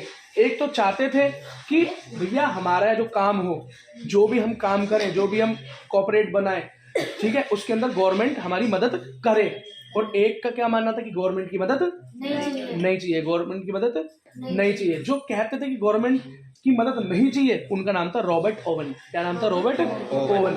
याम याद रहे तो ठीक, रॉबर्ट का नाम रहे तो कोई बात नहीं। और वो लोग जो कहते थे हाँ भाई गवर्नमेंट को भी थोड़ा सपोर्ट करना चाहिए, उसका नाम था लुई। क्या नाम था, लुई सोल्वे, ऐसा नाम है, याद करने में आसान, उसका नाम था लुई। अब ये कम्युनिस्ट, इसके बाद आता है बेटा कम्युनिस्ट विचारधारा। क्या आता है, कम्युनिस्ट विचारधारा, उसको बोलते हैं कम्युनलिज्म। क्या बोलते हैं, कम्युनलिज्म। अब ये कम्युनलिज्म क्या नई चीज आ गई भाई, अभी तक तो सोशलिज्म पढ़ रहे थे, लिबरल पढ़ रहे थे, रेडिकल पढ़ रहे थे, कंजर्वेटिव पढ़ रहे थे। ये कम्युनलिज्म क्या है बेटा, कुछ नहीं है, ये भी सोशलिज्म ही है। कम्युनलिज्म क्या है, सोशलिज्म ही है। मतलब इसमें यही बात हो रही है कि प्राइवेटाइजेशन नहीं होनी चाहिए, प्राइवेट प्रॉपर्टी नहीं होनी चाहिए, ये भी यही कह रहा है। लेकिन ये कैसे लोग हैं, बिल्कुल कट्टर है। क्या, एकदम थोड़ा बहुत भी ऊंच नीच नहीं चाहते। क्या, थोड़ा बहुत भी ऊंच नीच नहीं चाहते। जो सोशलिज्म के अंदर एकदम कट्टरपन है ना, जैसे हिंदू को क्या बोलते हैं, एक तो हिंदू, और कट्टर को क्या बोलेंगे, हिंदुत्व। तो जैसे सोशलिज्म में जो एकदम कट्टर विचारधारा है ना, उसको क्या बोलते हैं, कम्युनलिज्म। क्या बोलते हैं, कम्युनलिज्म। ऐसा कहते हैं बेटा। इस विचारधारा को बनाने वाले आदमी का नाम, सोचने वाले आदमी का नाम था कार्ल मार्क्स। ये बहुत जरूरी नाम है, ये तुम्हें याद रखना ही पड़ेगा। कम्युनलिज्म मतलब सोशलिज्म की एकदम कट्टर विचारधारा को बनाने वाले आदमी का नाम क्या था, कार्ल मार्क्स। आज भी बेटा कई लोग इस विचारधारा को मानते हैं, कार्ल मार्क्स। ठीक है, कार्ल मार्क्स, इसकी फोटो तुम्हारी किताब के अंदर है। एक बुढ़ा आदमी है जिसकी मस्त बड़े बड़े घुंघराले बढ़िया बढ़िया बाल है। ठीक है, इसकी बड़ी कट्टरवादी सोच थी सोशलिज्म को लेके, और ये कहता था कि बेटा वर्कर्स के हाथ में ताकत होनी चाहिए, और इस पूरी दुनिया में क्या होना चाहिए, वर्कर्स का एक एसोसिएशन होना चाहिए। मतलब ताकत किसके हाथ में चाहता था वो, मजदूरों के हाथ में। क्या चाहता था, मजदूरों के हाथ में, इस देश को मेहनत करने वालों के हाथ में वो इस देश की ताकत चाहता था। पूंजीवाद के खिलाफ था, मतलब एक ही आदमी अमीर हो जा रहा है या किसी के पास बहुत सारी प्रॉपर्टी है, ये वो नहीं चाहता था। ठीक है, और बेटा पूरी दुनिया के अंदर सोशलिज्म मानने वाले लोगों का एक ग्रुप बना, उसको बोलते थे बेटा सेकंड इंटरनेशनल। क्या बोलते थे, सेकंड इंटरनेशनल। इस ग्रुप का नाम था, याद आ जाए दिमाग में तो लिख देना, ना आए तो कोई बात नहीं, मैंने तुम्हें बता दिया। अगर लिखा है कहीं क्वेश्चन में आ जाए सेकंड इंटरनेशनल, तो कुछ याद आया, भैया ने कुछ कार्ल मार्क्स बताया था, कम्युनलिज्म बताया था। और कम्युनलिज्म क्या है, सोशलिज्म की एकदम कट्टर विचारधारा जिसके अंदर ताकत मजदूरों के हाथ में होनी चाहिए, प्राइवेटाइजेशन बिल्कुल खत्म होना चाहिए। ठीक है, अच्छा बेटा इसी के साथ आधा चैप्टर खत्म। अब बेटा हमें पढ़ना है इस चैप्टर के नेक्स्ट पार्ट, इसको बोलते हैं रशियन रिवॉल्यूशन। इसका मतलब है रशिया की क्रांति, रूस की क्रांति। रशिया बोलो, रूस बोलो, बात एक ही है। वहां पर क्या क्रांति हुई, वहां पर बेटा फरवरी में क्रांति शुरू हुई और अक्टूबर में क्रांति हो गई। फरवरी में क्रांति शुरू हुई, फरवरी में, और अक्टूबर में हो गई। बस यही पढ़ना है हमें। कब हुई, 1917 से शुरू। कब हुई, 1917 से वो क्रांति शुरू हुई। अच्छा, अब बेटा वहां भी वही सीन है, वहां 1914 की बात की जा रही है। कहां से शुरू हो रही है, 1914 से। वहां पर बेटा एक राजा है जिसका नाम है सार निकोलस, ये तुम्हें याद करना है। राजा का नाम क्या है, सार निकोलस। क्या है, सार निकोलस। और कहानी शुरू होती है कहां से, 1914 से। अब बेटा वही बात कि सार निकोलस वहां का ऐसा राजा जिसको लोग पसंद नहीं करते। क्यों नहीं पसंद करते, क्योंकि बेटा ये राजा पूरी तरीके से अमीर लोगों के हक में है और गरीब लोगों के हक में। अमीर के साथ है तो गरीब के साथ तो होगा ही नहीं, अमीर के साथ है, इस वजह से गरीब परेशान है। अब बेटा गरीबों के अंदर क्या क्या परेशानी है, जब वो परेशानी हम पढ़ेंगे, फिर वो परेशानी बढ़ी, फिर उसके बाद क्या हुआ, उन्होंने भी कुछ ना कुछ दंगा फसाद किया, ड्रामा किया, जिसकी वजह से इस राजा को भी कुछ ना कुछ उन लोगों की बात माननी पड़ती है। सेम स्टोरी चल रही नहीं चल रही, लोहित सोलह की तरह ही तो चल रही है बिल्कुल। तो वही स्टोरी का बेस है, बस कुछ कुछ घटनाओं के नाम अलग है, ठीक है, और कुछ घटना एंड में थोड़ी सी अलग है। ये वाला राजा थोड़ा लुई 16 से थोड़ा सा ज्यादा हैवी था, ताकतवर था। क्यों? लुई बेटा बहुत छोटी उम्र में 12-14 साल की उम्र के अंदर ही राजा बन गया था, इसलिए उसके अंदर 16 का मतलब ये नहीं कि 16 साल का था, ठीक है, लुई 16 नाम तो 16 साल का था, ठीक है। अब क्या हुआ बेटा, लेकिन ये वाला सार निकोलस जो राजा ये थोड़ा दिमाग से स्ट्रॉन्ग था, तो बेटा ये इतनी जल्दी डिसीजन लेता नहीं था, और लेता भी था तो उन डिसीजनों को पलटता भी फटाफट था, ठीक है। अगला देखो बेटा, रशिया में उस टाइम पे क्या होता था, ज्यादातर खेती होती थी, 85% 85% वहां के लोग क्या करते थे, खेती करते थे। क्या करते थे? खेती करते थे। और वहां पे बेटा जो इंडस्ट्रियलाइजेशन शुरू हुआ, जहाँ फैक्ट्री वगैरह यहाँ ज्यादा लगती थी, उस एरिया का नाम, जैसे तुम्हारे यहाँ का नाम क्या है, बवाना, जहाँ पे ज्यादा फैक्ट्री लगती है, और है ना, और कुछ ऐसे और भी इलाके हैं, गाजियाबाद, वैसे बेटा वहां पे क्या था, उसका नाम था सेंट पीटर्सबर्ग। क्या नाम था? Saint Petersburg. क्या? Saint Petersburg. ये याद रखना बेटा, ये जरूरी नाम है, अगर कोई पूछ ले तो बता देना, ठीक है। अच्छा, दिक्कत क्या थी बेटा, वहां पे मजदूरों की ये दिक्कत थी कि वो उनसे 15-15 घंटे काम लेते थे। क्या? 15-15 घंटे काम लेते थे, लेकिन काम तो बहुत लेते थे, लेकिन पैसा इतना नहीं देते थे। बेटा जो वर्कर थे वो बड़ी पूरे टाइम मेहनत करते थे, 15-15 घंटे 18-18 घंटे काम करते हैं रशिया में, लेकिन उनको क्या मिलता था, बहुत कम सैलरी, खाने लायक, जीने लायक खाना, और रहने के लिए बड़ी गंदे छोटे बस्ती में रहते थे, गंदगी के अंदर रहते थे, बीमार पड़ जाते थे, ठीक है। उनकी जिंदगी क्या थी, बहुत ही बेकार जिंदगी के अंदर वहाँ के लोग रहते थे, है ना। इसलिए बेटा वहाँ के मजदूरों में क्या था, गुस्सा था, लेकिन उनके अंदर एक एकता थी। जब भी कभी स्ट्राइक होती थी, जब भी वो कभी धरने पे बैठते थे, तो मजदूर सारे एक साथ ही बैठते थे, कभी भी एक दूसरे से अलग नहीं बैठते थे, हमेशा एक दूसरे से साथ ही बैठते थे, ठीक है बेटा। एक बात और देखो, उस टाइम की सिचुएशन बेटा ऐसी थी रशिया के अंदर कि वहां भी बेटा चर्च के पास ही सबसे ज्यादा ताकत थी। अमीर तो और अमीर होता जा रहा था, और वर्कर बेचारा बड़ा गरीब था, जनता बड़ी दिक्कत में थी, ठीक है। अमीरों को सपोर्ट करता था वहां का राजा, जिसका नाम था सार निकोला। क्या नाम था? सार निकोला, है ना। अब बेटा जो लोग थे वो नफरत करते थे किससे? निकोला से नहीं, लोग नफरत करते थे अमीर लोगों से। जो अमीर है, क्योंकि अमीर से अमीर होता जा रहा है, लेकिन वहां का जो बेटा मजदूर है, मजदूर वो किससे नफरत करता था? वो नफरत करता था प्राइवेटाइजेशन से। वो कहता था कि हमारी मेहनत से वो आदमी अमीर बनना है जिसकी ये फैक्ट्री है। क्या? आज की फैक्ट्री। और प्राइवेट लोगों का साथ कौन देता था? अमीर लोगों का साथ राजा देता था। तो दो इनडायरेक्टली अमीर, आम आदमी और मजदूर दोनों ही किसके खिलाफ थे? राजा के खिलाफ। किसके खिलाफ थे? राजा के खिलाफ थे, ठीक है। एक चीज और देखो, अब क्या हुआ बेटा, बहुत बार वहां पे इस चीज को लेके उन लोगों के बीच में क्या हुआ, उन लोगों ने राजा के खिलाफ जाने की कोशिश की, खिलाफ क्या की, राजा के खिलाफ जाने की कोशिश की, ठीक है। अब बेटा इस सोशलिज्म आया। सोशलिज्म क्या होता है? जिसके अंदर समाज को ज्यादा ताकत दी जाए, प्राइवेटाइजेशन को खत्म किया जाए। ये कहाँ पर चालू हुआ बेटा? समय मत देखो, मैं समय पे छोड़ दूंगा, समय मत देखो। क्या करोगे जाके स्कूल में? बात ही तो करोगे दोस्तों से। जब 2 बजे का पेपर है और 1:30 बजे भी चले जाओगे तो कोई दिक्कत तो नहीं है ना। और अगर जाके तुम्हें वो टॉयलेट में चीटी छुपानी है तो बता दो, फिर मैं जल्दी छोड़ देता हूँ। बाकी यहाँ ज्यादा पढ़ लोगे तो वहां ज्यादा लिख पाओगे। क्या? हाँ बेटा, वो मेकअप भी करना होता है ना, तो टाइम लगता है, मुझे पता है बेटा, कोई बात नहीं, दिखता भी नहीं वो चीज़, तो आप थोड़ी बंदे मेरी। अब देखो अगले, देखो याद रखना, उसके बाद बेटा एक ऐसा लीडर यहाँ भी आया, जैसे वहाँ जैकोबिन क्लब आया, ऐसे यहाँ भी एक लीडर पनपा, उसका नाम था बेटा लेनिन। पूरा नाम था व्लादिमीर लेनिन। व्लादिमीर याद में लेनिन याद रखना, लेनिन।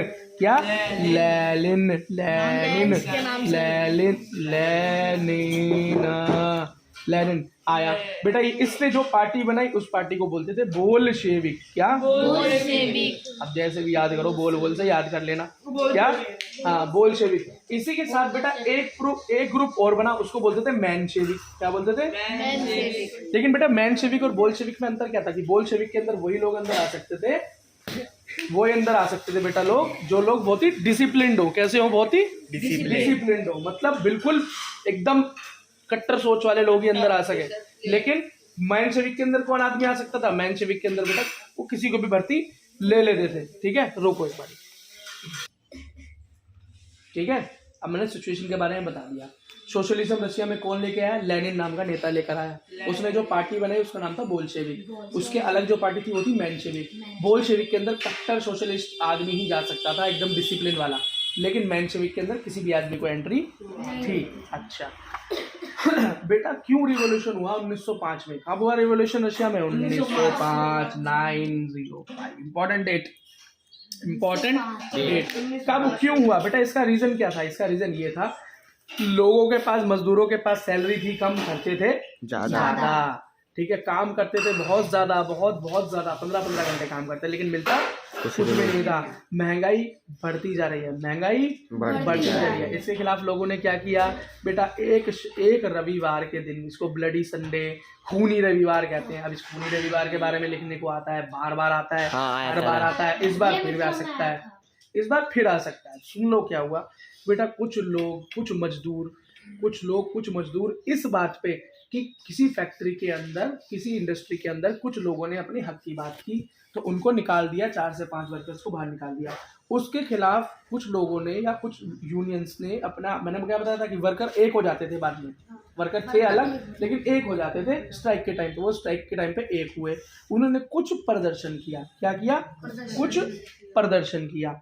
प्रदर्शन करना, और उनकी मांगे क्या थी? उनकी मांगे ये थी कि भैया 15 घंटे 18 घंटे काम कराना बंद करो, फिक्स कर लो कि 8 घंटे काम कराना है, दिन में 8 घंटे काम कराना है। इस मांग को लेके बेटा वो सार निकोलस के पास गए। कहाँ गए? सार निकोलस के पास, विंटर हाउस में, सर्दियों के घर में उससे मिलने जा रहे थे। लेकिन सार निकोलस ने क्या किया? हटाओ इन्हें, मारो, हटाओ, इनकी बात, ड्रामा कर रहे बाहर, गोलियां चलवा दी उनके ऊपर। क्या किया? गोली चलवा दी, या उनको मरवाया अपनी सेना से। तो उसके अंदर बेटा 300 लोग घायल हुए, और इंपॉर्टेंट है कि 100 लोग मारे गए। कितने? 100 लोग मारे गए। इन 100 लोगों के मरने के बाद क्या हुआ कि सारे पूरे रशिया के मजदूर यूनियन एक हो गई, और खूब ड्रामा हुआ। क्या? खूब ड्रामा हुआ। जैसे कि वहाँ फ्रांस के अंदर हुआ था, फ्रांस के अंदर बास्टिल की जेल तोड़ी। उसके बाद बेटा इन सब चीज़ों से डर के या उस चीज़ के दबाव में आके जो वहाँ के राजा थे सार निकोलस, वो इस बात पे तैयार हो गए कि ठीक है भैया, तुम भी एक अपनी असेंबली बना लो। वहाँ पे नेशनल असेंबली बोलते थे, तो यहाँ पे इसका नाम दिया दूमा। क्या नाम दिया? दूमा। क्या नाम दिया? दूमा। कि हाँ भैया तुम लोग मिलकर यूनियन बनाना, उसका नाम दिया दूमा। लेकिन बेटा वो दूमा भी ज्यादा दिन चल नहीं पाई। सार निकोलस को लगा अरे मैंने क्या कर दिया, उसने 75 दिन बाद उसको वापस ले लिया। क्या ले लिया? वापस ले लिया। लोगों को गुस्सा सार निकोलस पे बढ़ता ही जा रहा था। लेकिन तभी चालू हो गई वर्ल्ड वॉर, पहली वर्ल्ड वॉर। 1914 में पहली वर्ल्ड वॉर चालू हो गई। किसने बेटा किसने रशिया के ऊपर हमला किया था? मेन आर्मी कौन थी? वो थी जर्मन की आर्मी थी बेटा। अब क्या था? फ्रांस बेटा 2 जगह पे लड़ रहा था। अब जैसे हमारी पाकिस्तान और चीन से लड़ाई हुई है, तो एक जगह। अब क्या था? फ्रांस 2 फ्रंट पे लड़ाई कर रहा था। क्या? 2 फ्रंट पे। एक को बोलते हैं बेटा ईस्टर्न फ्रंट, एक को बोलते हैं वेस्टर्न फ्रंट। ईस्टर्न फ्रंट पे लड़ाई बहुत तेज थी और वेस्टर्न फ्रंट पे लड़ाई शुरू थी।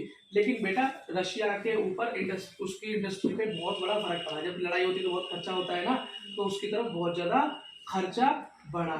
लेकिन बेटा लोगों की सहानुभूति भी धीरे धीरे राजा की तरफ वापस आने लगी, क्योंकि वो जर्मनी के खिलाफ लड़ रहा था और जर्मनी को लोग क्या मानते थे?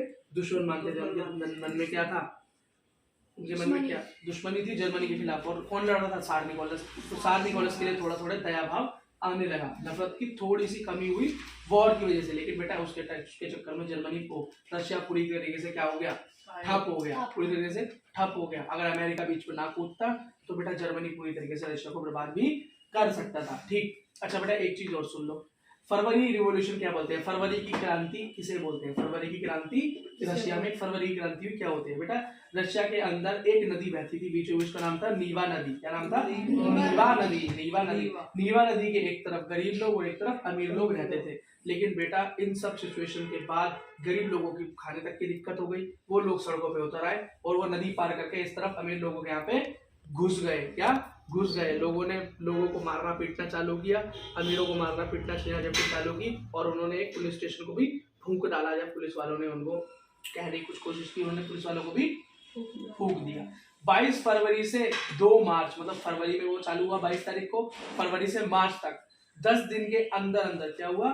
10 दिन के अंदर अंदर बेटा इतना दबाव बना राजा पे, इतना दबाव बना कि उसको अपनी गद्दी छोड़नी पड़ी, उसकी गद्दी छोड़नी पड़ी। जिसके बाद क्या हुआ बेटा, एक नई गवर्नमेंट बनी जिसको बोलते हैं प्रोविजनल गवर्नमेंट। प्रोविजनल गवर्नमेंट बनी, नई सरकार बनी अप्रैल में। कब बनी? अप्रैल में। उसके बाद बेटा लेनिन वापस आ गया अप्रैल में। क्या आ गया? लेनिन वापस आ गया। लेनिन को जेल में डाल दिया था राजा ने, तो लेनिन वापस आ गया। लेनिन की विचारधारा क्या थी? एकदम कट्टर सोशलिस्ट विचारधारा थी। उसकी पार्टी का नाम था बोल्शेविक।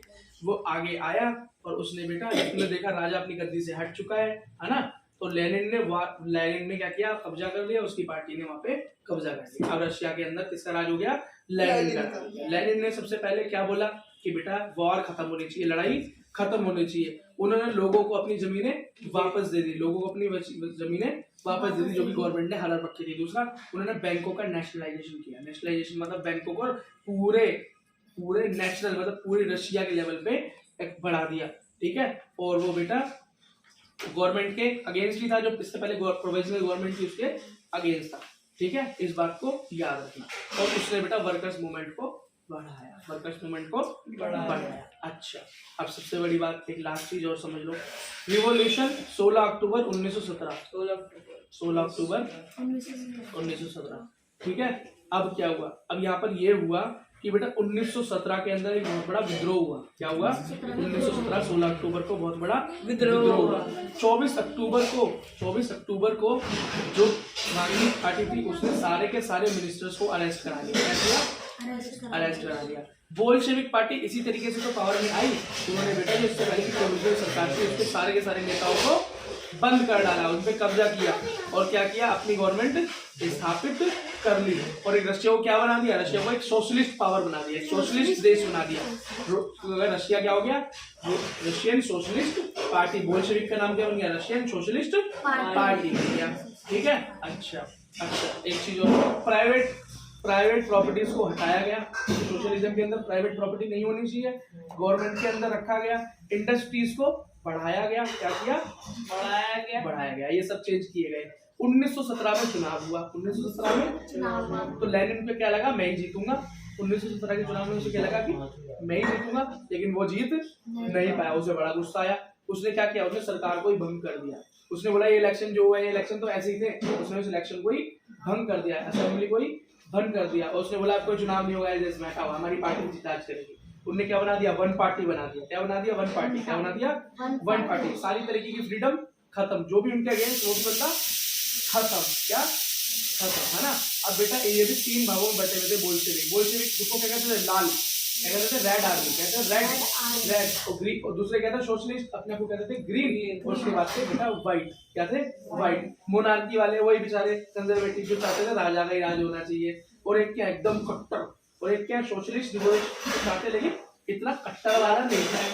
समझ गए? अच्छा, लेकिन बेटा बोल्शेविक जीते और उनका क्या था? हर चीज पे कंट्रोल। क्या किया उन्होंने? हर चीज पे कंट्रोल किया। और उन्होंने बेटा रशिया को क्या बनाया? यूएसएसआर बनाया। तो क्या बना दिया? यूएसएसआर, जिसको हम क्या बोलते हैं? सोवियत यूनियन भी कहते हैं। सोवियत यूनियन भी कहते हैं। बेटा उन्होंने कुछ अच्छे काम भी किए, जैसे कि बैंकों को नेशनलाइज किया, पढ़ाई में बच्चों को आगे बढ़ाने की कोशिश की, हेल्थ केयर बनाया, हॉस्पिटल्स बनाए, इंडस्ट्रीज बनाई। और 5 साल के प्लान लाए। 5 वर्षीय योजना, मतलब जो हमारे यहाँ के नेता लाते हैं ना, 5 साल के लिए योजना लाते हैं। 5 वर्षीय योजना होती है, जो भी योजना पास होती है पूरी सरकार के आती है। 5 साल का गैप होता है। ठीक है, फिर उसके बाद बेटा कुछ टाइम बाद लेनिन मर गया। और लेनिन के बाद जो अगला नेता आया उसका नाम था स्टालिन।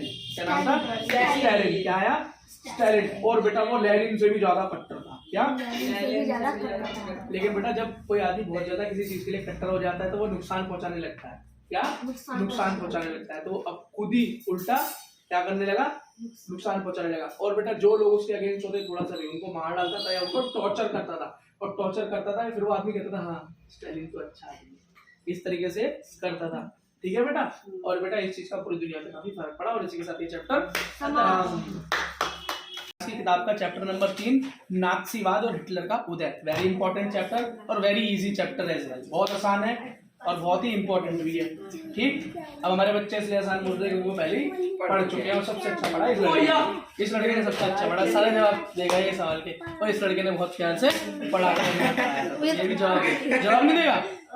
ठीक, देखो बेटा इस चैप्टर की शुरुआत होती है एक ऐसी कहानी से जिसके अंदर 11 साल का एक बच्चा हेलमुट है। क्या हेलमुट बोलो, हेलमेट बोलो, उस नाम के बच्चे की कहानी से चैप्टर की शुरुआत होती है, जिसके अंदर वो बता रहा है कि मेरे घर का माहौल ऐसा है कि हमारी मम्मी जो है हमको बोल रही है बेटा गार्डन में खेलो, और हम अपना बहुत जो हमें खाना पसंद है हमारी मम्मी ने वो खाना बनाया, मेरे पापा बेड रेस्ट हुए और एंड में उसके पापा ने उन्हें गोली, अपने आप को पूरे परिवार को गोली मार ली। अच्छा वो ऐसा क्यों हुआ? उसके पापा बेटा नाजी पार्टी में थे। नाजी पार्टी क्या है? हिटलर की पार्टी में थे। तो उन्होंने खुद को गोली क्यों मारी? तो बेटा एंड, इस चैप्टर के एंड में पता चल जाएगा कि उन्होंने अपने आप को गोली क्यों मारी। इसके साथ इस चैप्टर की शुरुआत होती है। इस फोटो के साथ शुरुआत होती है। इस बंदे का नाम हिटलर है। तुम में से कई लोग जानते नहीं होंगे हिटलर कौन है, लेकिन एक बात जरूर है, सुन सुन के इतना पता चल गया होगा हिटलर मतलब खराब आदमी, स्ट्रिक्ट आदमी, खतरनाक आदमी। ये सारी बातें तो कई लोगों के दिमाग में रही होंगी, पिक्चरों में, डायलॉग में ये सब सुना है कि तू तो हिटलर है, तू तो हिटलर है। अब बेटा हिटलर असली में था कौन, इस बारे में थोड़ा सा पढ़ लेते हैं। क्या पढ़ लेते हैं बेटा? देखो ये कहानी शुरू होती है, कब से शुरू होती है? ये कहानी शुरू होती है वर्ल्ड वॉर फर्स्ट से, पहली वर्ल्ड वॉर से, पहले विश्व युद्ध जो कि 1914 में शुरू हुआ। ठीक है, जर्मनी इसके अंदर पूरे एक्टिव रोल में था। क्या पूरे एक्टिव रोल में था? अपने आसपास उन्होंने पूरे देशों को हिला के रखा हुआ था। किसको हिला के रखा हुआ था उसने पहले विश्व युद्ध के अंदर? फ्रांस को पूरी तरीके से हिला रखा था। उसके दोनों फ्रंट पे दबा के लड़ाई हो रही थी। इसके पिछले चैप्टर में पढ़ाया कि रशिया वो कि फ्रांस जो है दो फ्रंट पे जर्मनी से लड़ाई कर रहा था। अब दोनों फ्रंट पे बेटा मजबूत, जर्मनी मजबूत, एक पे स्लो लेकिन एक पे तेज। ठीक, लेकिन बाद में बेटा किन्हीं कारणों से जर्मनी की हार होती है। जर्मनी के ऊपर वाइसराय की संधि की वजह से बहुत बड़े बड़े टैक्सेस लगाए जाते हैं। उस टाइम पे हिटलर एक छोटा सा कर्मचारी नहीं कहोगे तो सैनिक कहोगे, एक छोटा सा सैनिक था वर्ल्ड वॉर के अंदर जर्मनी का, और वो भी फ्रंट पे लड़ने गया था। बाकिस्मत वो मरा नहीं, ठीक, और वो बचकर वापस आया। लेकिन जर्मनी के ऊपर जो सैंक्शंस लगाए गए, जर्मनी के ऊपर जो टैक्सेस लगाए गए, जर्मनी के ऊपर जो जुर्माना लगाया गया, वो इतना बड़ा था कि हिटलर के दिमाग में क्या हुआ? हिटलर के दिमाग में वो बात बैठ गई, वो चीज का बदला लेना चाहता था। क्या वो चीज का बदला लेना चाहता था? ठीक है बेटा, ठीक है। अब बेटा देखो, जब जर्मनी की हार होती है प्रथम विश्व युद्ध के बाद, वाइसराय की बहुत बड़ी बड़ी संधियां या बहुत बड़े बड़े टैक्स जर्मनी के ऊपर लगाए जाते हैं युद्ध अपराध के लिए। कहा जाता है आपने युद्ध किया, आपने युद्ध में बहुत नुकसान करवाया, आपकी वजह से ये सारी हानि हुई, तो बेटा जिसमें दूसरे की भी कोई गलती रही होगी वो भी सब छुप गए और सारा टोटल हर्जाना जर्मनी को भुगतना पड़ा। तो बेटा जर्मनी के ऊपर जो शर्तें वाइसराय के लिए लगाई गई ये बहुत जरूरी है, पूछा जाता है, और फर्स्ट शिफ्ट में जो पेपर आया उसमें भी क्वेश्चन आज ही आया है। ठीक है, तो क्या चीजें लगी? तकरीबन 10% आबादी, 13% भाग, कितनी 75% लोहा भंडार, मतलब 75% जितना लोहे का भंडार है वो सब देना पड़ेगा जुर्माने के रूप में। 26% कोयला भंडार, मतलब 26% कोयला देना पड़ेगा। ठीक है, हवाले करना पड़ेगा किसके? पोलैंड और डेनमार्क के हवाले करना पड़ेगा। ठीक है बेटा, देखो इतनी बड़ी बड़ी, अब तुम खुद समझ सकते हो उस टाइम के हिसाब से एक देश जो जंग लड़के हार चुका है वो खुद कितना दिक्कत में होगा। अब तो उस पर इतने मोटे मोटे टैक्स, तो उस देश की हालत क्या हुई होगी। ठीक है बेटा, बेटा अगला जो मेन टॉपिक है वह है मंदी के साल। मंदी के साल बोला जाता है 1924 से 1928, ये 4 साल मंदी के बोले जाते हैं। लेकिन उस टाइम पे बोला जाता है कि जर्मनी में बहुत ज्यादा बदलाव नहीं आया था। क्यों? क्योंकि जर्मनी उस टाइम पे बेटा इंडस्ट्रियलाइजेशन कर रहा था, धीरे धीरे लेवल में आ रहा था, और वो पूरी तरीके से बेटा दूसरे देशों से मिलने वाली कुछ सहायता पे भी चल रहा था। लेकिन वो सहायता एकदम से खींच ली गई, जिसकी वजह से बेटा जर्मनी की अर्थव्यवस्था पर बहुत ज्यादा प्रभाव पड़ा। इस मंदी का सबसे बुरा असर जर्मनी की अर्थव्यवस्था पर पड़ा कब? 1932 में। क्या 1932 में जर्मनी का औद्योगिक उत्पाद 1929 के मुकाबले 40% ही रह गया, मतलब 60% की गिरावट। कितनी? 60% की गिरावट, खाली 40% रह गया। ऐसा कहते हैं कि बेटा उस टाइम जर्मनी में 60 लाख लोग क्या थे? बेरोजगार थे। 60 लाख लोग क्या थे? बेरोजगार आए थे। कुछ एक फोटो यहाँ पर दिखाई जा रही है जिसके अंदर लोग हताश हैं, काम के लिए घूम रहे हैं कि कुछ भी काम दे दो। क्या? कुछ भी काम दे दो, हम करने को तैयार हैं। मतलब इस दिक्कत में, इस आर्थिक संकट में वो देश गुजर रहा था। और उसी के बीच में वो लड़का जो हिटलर जिसका नाम था, वो बेटा दिमाग में गुस्से को पाले हुए था कि हमारी जर्मनी, वो मानता था जर्मनी बहुत महान है और जर्मनी के लोग भी आ रहे हैं, मतलब बहुत महान है, और उनके साथ इतना बुरा हो रहा है। उसके दिमाग में गुस्सा पनपता जा रहा था। अब देख, आगे हम देखेंगे किस तरीके से उसको एक पार्टी में ज्वाइन करने का मौका मिला। उस पार्टी के अंदर वो अपने बोलने के तरीके से, क्योंकि वो बहुत अच्छा वक्ता था और बड़ा देशभक्त भी था, तो लोग उसकी बात को सुनते थे। कैसे एक पार्टी में एंट्री ली, उस पार्टी के शीर्ष पे पहुंचा, उस पार्टी का नाम बदला और उस पार्टी ने उस पूरे देश में चुनाव लड़के उस चुनाव को जीता। और कैसे वो हिटलर एक छोटा सा सिपाही वर्ल्ड वॉर का इस देश का सबसे बड़ा सर्वोच्च चांसलर बन गया और सारी शक्ति उसके हाथ में आ गई। और उसके बाद उसने क्या बदलाव किए और कहां पर उसने हमला किया और किस तरीके से वर्ल्ड वॉर सेकंड की शुरुआत हुई, ये देखेंगे हम आगे। ठीक है बेटा। तो बेटा इसके अंदर बताया जाता है कि हिटलर का जन्म कब हुआ है। हिटलर का जन्म बेटा 1889 के अंदर ऑस्ट्रिया में हुआ, इसे याद रखना, ऑस्ट्रेलिया नहीं, ऑस्ट्रिया। कहाँ हुआ? ऑस्ट्रिया में हुआ। बेटा उसकी घर के हालात क्या थे? गरीबी के हालात थे। कैसे थे? गरीबी के हालात थे। वो कैसे लोग थे बेटा? उसके माँ बाप जो थे किस तरह के लोग थे? ऐसा कहा जाता है कि पापा बहुत कठोर थे लेकिन माँ बड़ी निर्मल नहीं थी। माँ बड़ी धर्मवान थी, धर्म की तरफ झुकी हुई थी, चर्च की तरफ काफी उसका झुकाव था, धार्मिक थी, काफी धार्मिक थी। ठीक है बेटा। 1919 के अंदर जर्मनी वायसराय की जो बेटा जो संधि हुई थी ना वायसराय की, वो तो मैंने तुमको बताया हिटलर के दिमाग में थी, वो वैसे ही बहुत गुस्से में था। 1919 में उसने जर्मन वर्कर पार्टी नाम से एक छोटी सी पार्टी में एंट्री ली। क्या नाम था? जर्मन वर्कर पार्टी नाम की छोटी सी पार्टी में उसने सदस्य ली। उस संगठन पे भी उसका नियंत्रण हो गया, उसके भी वो टॉप पे पहुंच गया। क्यों? क्योंकि वो बहुत अच्छा वक्ता था, बहुत अच्छा लीडर था। ठीक है। उसने उसका नाम क्या बदला? वो टॉप पे जाने के बाद नेशनल सोशलिस्ट पार्टी का नाम उसने दे दिया। 1923 में ही हिटलर ने बेवेरिया पर कब्जा करने, बर्लिन पर चढ़ाई करने और सत्ता पर कब्जा करने की योजना बना ली। उसने पूरा प्लान बना लिया कि मुझे आस पड़ोस में अब कब्जा करना शुरू करना है। जो जो चीजें वाइसराय ने हमसे छीनी वो चीजें हमें वापस लेनी है। जिन चीजों को हमसे छीन के जिन चीजों को दे दिया गया उनसे उन चीजों को मैं छीन वापस लाऊंगा। ठीक है। लेकिन बेटा शुरुआत में उसकी पार्टी छोटी थी, ताकत इतनी नहीं थी, तो अपने इन साहसों में विफल हो गया, पास नहीं हो पाया। गिरफ्तार करने के लिए भी बड़े सिस्टम हुए लेकिन वो किसी भी तरीके से बच गया। क्या? बच गया। तो बेटा उसने सोचा कि किसी भी तरीके से इस पार्टी को हमें ताकतवर बनाना है, लोगों का सपोर्ट लेना है। जितनी ज्यादा ताकतवर ये पार्टी होगी, जितनी ज्यादा शक्ति इसके पास होगी, उतनी ही शक्ति से हम आगे काम कर सकते हैं। ठीक है। अच्छा 1929 के पश्चात बैंक दिवालिया हो चुके थे, काम धंधे खत्म हो चुके थे। इसका मतलब जर्मनी में बहुत दिक्कत चल रही थी, तो वहां का जो युवा था वो क्या चाहता था? बदलाव चाहता था। और उसको एक ही नेता में उस आश को दिखाई दे रही थी कि जो जर्मनी को बदल सकता है वो कौन था? हिटलर। तो सारे के सारे युवा शक्ति किसकी तरफ हो गए? हिटलर की तरफ हो गए। क्या? हिटलर। और बेटा उस पार्टी के अंदर रहने वाले लोग खुद को नात्सी बोलते थे। क्या बोलते थे? नात्सी बोलते थे। ठीक है। और क्योंकि लोग ये जानते थे कि उनको ये लगता था कि हिटलर ही है जो कि अब जर्मनी का भला कर सकता है या हमें अच्छी जगह पर पहुंचा सकता है। ठीक है। नात्सी पार्टी को जर्मन के लिए हुए चुनावों में शुरुआत में 2.6 वोट मिले, लेकिन 1932 तक आते आते देश की सबसे बड़ी पार्टी बन गई वो। उसने शुरुआत में तो बेटा हल्का था, उसको समझ में आ गया था मैं क्यों हारा। उसने शक्ति बनाई और उस अवसर का जो जर्मनी में हालत खराब थे उसका फायदा उठाया और सारे यंग लोगों को अपनी तरफ कर लिया। और बेटा 1932 तक देश की सबसे बड़ी पार्टी बनी और 37% वोट से जीता, जिसको सिर्फ 2% 2.5% वोट मिले थे पहले में, आज वो 37% वोट से जीत गया। क्या? जीत गया। हिटलर बहुत अच्छा बोलने वाला था, बहुत जोश भर देता था, लोगों की आंखों में जोश भर देता था जब उसको कोई सुनता था तो। समझ गए? अच्छा बेटा। और उसको ये बिल्कुल भी अच्छा नहीं लगा जो वाइसराय की संधि हुई, उसके बारे में बार बार इसके अंदर बोला गया। ठीक। अब बेटा उसके मंसूबे जो थे वो खुल के सामने आने लगे और अब ताकत भी उसके हाथ में थी। अब देखते हैं हिटलर आगे क्या करता है। ठीक है बेटा। अब 30 जनवरी 1933, ये डेट बहुत इंपॉर्टेंट है।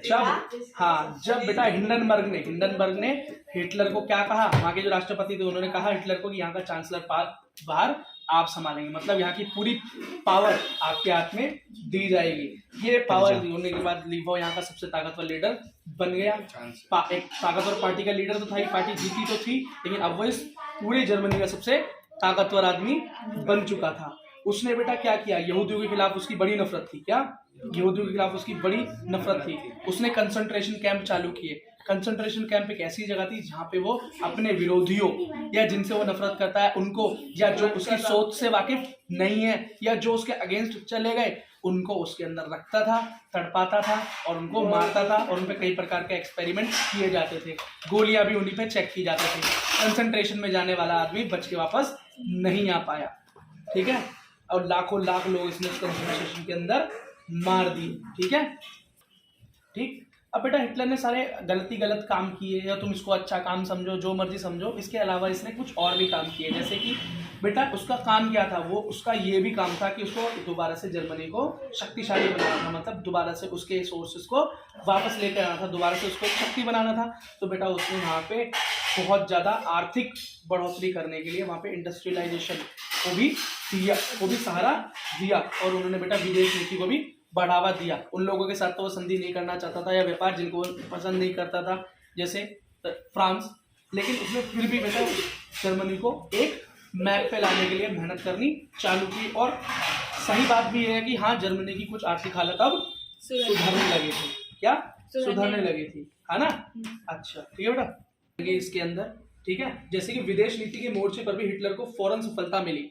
1933 में लीग ऑफ नेशन से पल्ला झाड़ लिया। 1936 में रायलैंड पर दोबारा कब्जा किया और एक जन साम्राज्य का नेता के नारे की आड़ में 1948 में ऑस्ट्रिया को जर्मनी में मिला लिया। मतलब उसने सबसे बड़ी उसकी उपलब्धि क्या थी कि उसने ऑस्ट्रिया को, जो उसने उस छोटी सी पार्टी को ज्वाइन जब उसने किया था, लेबर्स पार्टी को, तब उसने प्लान बनाया था ऑस्ट्रिया पे कब्जा का, जो कि हो नहीं पाया। अब वो कब्जा उसने कब किया? 1938 में पूरा किया और ऑस्ट्रिया पे उसने कब्जा कर लिया। ऑस्ट्रिया क्या थी? उसकी जन्मभूमि, क्या उसकी अपनी जन्मभूमि को उसने कहाँ मिला दिया? जर्मनी में मिला दिया। ठीक है, अगला देखो। इसके बाद इसने चेकोस्लोवाकिया पे चेकोस्लोवाकिया, ठीक है, एक कब्जे वाले जर्मन भाषी स्विट्जरलैंड प्रांत पर कब्जा किया। क्या? हाँ, और फिर पूरे चेकोस्लोवाकिया को हड़प लिया। मतलब पहले ऑस्ट्रिया और फिर चेकोस्लोवाकिया, पहले ऑस्ट्रिया फिर चेकोस्लोवाकिया को भी उसने उजड़ दिया। इस दौरान उसे इंग्लैंड का भी खामोश समर्थन मिलता रहा, मतलब अंग्रेज उसके साथ थे। ठीक है, वायसराय की संधि पर जर्मनी के साथ बड़ी नाइंसाफी हुई थी, क्योंकि अंग्रेज भी ऐसा मानते थे कि उनके साथ बहुत गलत हुआ है। घरेलू और विदेशी मोर्चों पर जल्द से जल्द इन कामयाबों को ऐसे लोगों की देश ने नियमित अब पलटने वाली थी। लेकिन अब धीरे धीरे उसकी किस्मत, हिटलर की अच्छा चल रहा था सब कुछ, लेकिन अब धीरे धीरे उसकी किस्मत पलटने वाली थी। लेकिन हिटलर रुका नहीं। हिटलर को कई लोगों ने सलाह भी दी कि अभी थोड़ा शांत हो जाओ, मामला थोड़ा शांत हो जाएगा, क्योंकि आप बहुत ज्यादा करोगे तो दुनिया के लोग आपके खिलाफ भी हो सकते हैं। लेकिन हिटलर माना नहीं। हिटलर को, हाँ, जिसने भी उसको परामर्श दिया उसी आदमी को तो उसने हिटलर कॉन्सेंट्रेशन कैंप में भेज दिया। लेकिन नाजी जर्मनी में एहतियात पसंद लोगों को कोई स्थान नहीं था। मतलब वो कहता था हमें ऐसा आदमी नहीं चाहिए जो कि शांति की बात करे या समझौते की बात करे, हमें समझौता नहीं करना। ठीक है, अच्छा, क्योंकि हिटलर एक ही चीज जानता था। हिटलर कहता था कि हम फैक्ट्रियां चला चला के इतना पैसा नहीं कमा सकते, हमें तो एक ही चीज करनी है भैया, युद्ध करना है, दूसरे देशों को कब्जा करना है, उनने हमसे जो लूटा है हमें वापस लेना है, उनको डबल लूटना है। इससे हम क्या बनेंगे? ताकतवर बनेंगे। वह राष्ट्रीय सीमा का विस्तार करने को वो चाहता था कि हमारा देश बड़े से बड़ा हो जाए। उसका लक्ष्य क्या था कि कब्जा करना चाहता था वो दूसरे देशों को ऊपर भी। ठीक है, अच्छा, स्मरण रखते हुए 1939 में उसने पोलैंड पर भी हमला कर दिया। किस पे? पोलैंड पर भी हमला कर दिया। इस वजह से फ्रांस और इंग्लैंड साथ उसका युद्ध प्रारंभ हो गया। पोलैंड पे हमला करने की वजह से उसकी लड़ाई किससे शुरू हो गई? फ्रांस से, और अब इंग्लैंड से भी उसकी लड़ाई शुरू हो गई। ठीक है बेटा, लेकिन बेटा इंग्लैंड और फ्रांस के साथ युद्ध उसका हुआ पोलैंड की वजह से, लेकिन उसके साथ कौन खड़ा था? जर्मनी खड़ा था। कौन? जर्मनी। हाँ, जर्मनी खड़ा था। और इस ताकत की वजह से इंग्लैंड और फ्रांस दोनों पीछे हट गए। और उस टाइम 1940 के एंड तक इस दुनिया के सबसे ताकतवर आदमी में से एक कौन था? हिटलर था। जर्मनी था, जर्मनी का हिटलर था। क्यों? क्योंकि उसके साथ जापान भी खड़ा था। हाँ, और इसकी वजह से उसको हराने वाला कोई था नहीं, और इंग्लैंड और फ्रांस जो उसके अगेंस्ट है वो भी डर के पीछे हो गए। ठीक है बेटा, अब बेटा क्या हुआ कि यूरोपीय सेना ने, मतलब अंग्रेजी सेना ने बमबारी शुरू की जर्मनी के ऊपर। क्या होगी? बमबारी शुरू की। अब बेटा पूरी दुनिया उसके खिलाफ हो चुकी है। अमेरिका अभी तक युद्ध में उतरा नहीं है। अमेरिका सोच रहा है मैं अच्छा बना रहा हूँ। लेकिन बेटा अब क्या हुआ? जर्मनी की हार धीरे धीरे सुनिश्चित होने लगी। लेकिन उसका साथी कौन था? जापान। कौन? जापान। जब तक अमेरिका बेटा फाइट में नहीं उतरा, और जैसे ही अमेरिका फाइट में उतरा उसने बेटा 1945 में जापान के 2 शहर हिरोशिमा और नागासाकी पे पहली बार इस दुनिया के लिटिल बॉय और फैट बॉय के नाम से, लिटिल बॉय एक फैट बॉय था, ऐसी कुछ था, फैट मैन था शायद, फैट मैन, उस नाम के बम गिराए जिससे कि पूरे शहर पूरी तरह से नेस्तनाबूद हो गए। पहली बार और आखिरी बार वही परमाणु बम का इस्तेमाल हुआ था, जिसकी वजह से जापान की कमर टूट गई और उनको संधि की टेबल पे आना पड़ा, और जर्मनी की हार हुई हर फ्रंट पे। ठीक, क्योंकि रशिया पूरी तरीके से उनके ऊपर चढ़ाई कर चुका था और उसको उसने कई फ्रंट्स पे टिकवा चुका था।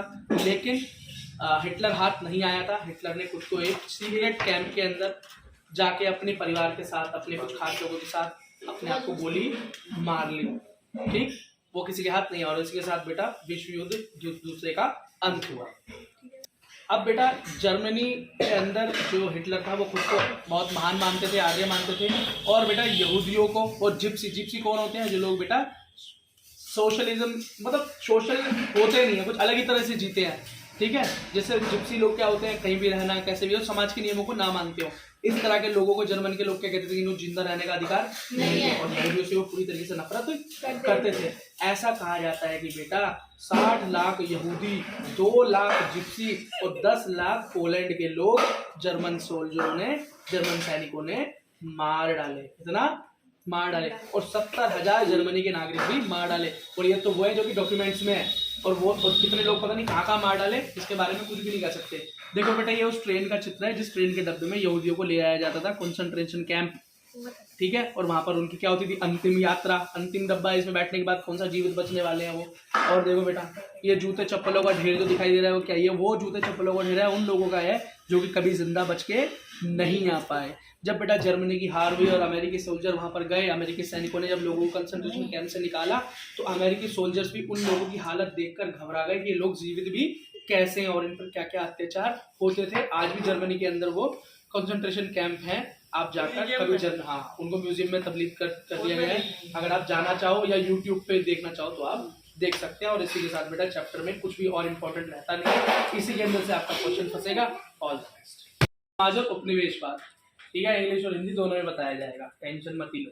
हिस्ट्री 9th क्लास, ठीक है बेटा। इस चैप्टर को शुरू करते हैं। देखो सबसे पहले देखो, वन्य समाज और उपनिवेशवाद का मतलब है, उपनिवेश का मतलब होता है जब कोई देश किसी दूसरे देश पे आके कब्जा कर ले। जैसे भारत पे किसने कब्जा किया था, अंग्रेजों ने किया था, ब्रिटिश सरकार ने किया था। उन लोगों ने यहाँ पर कब्जा किया तो यहाँ का अच्छा किया कि बुरा किया, यहाँ का बेटा बुरा ज्यादा किया, अच्छा बहुत कम किया। अच्छा तो गलती से हो गया, क्यों, वो सुख सुविधाएं उनको इसलिए बनानी पड़ी क्योंकि वो सुख सुविधाएं उनको जरूरी थी हमें देने के लिए नहीं, खुद के लिए उन्होंने यहाँ पे तैयार की ताकि हमको भारत को आराम से लूटा जा सके।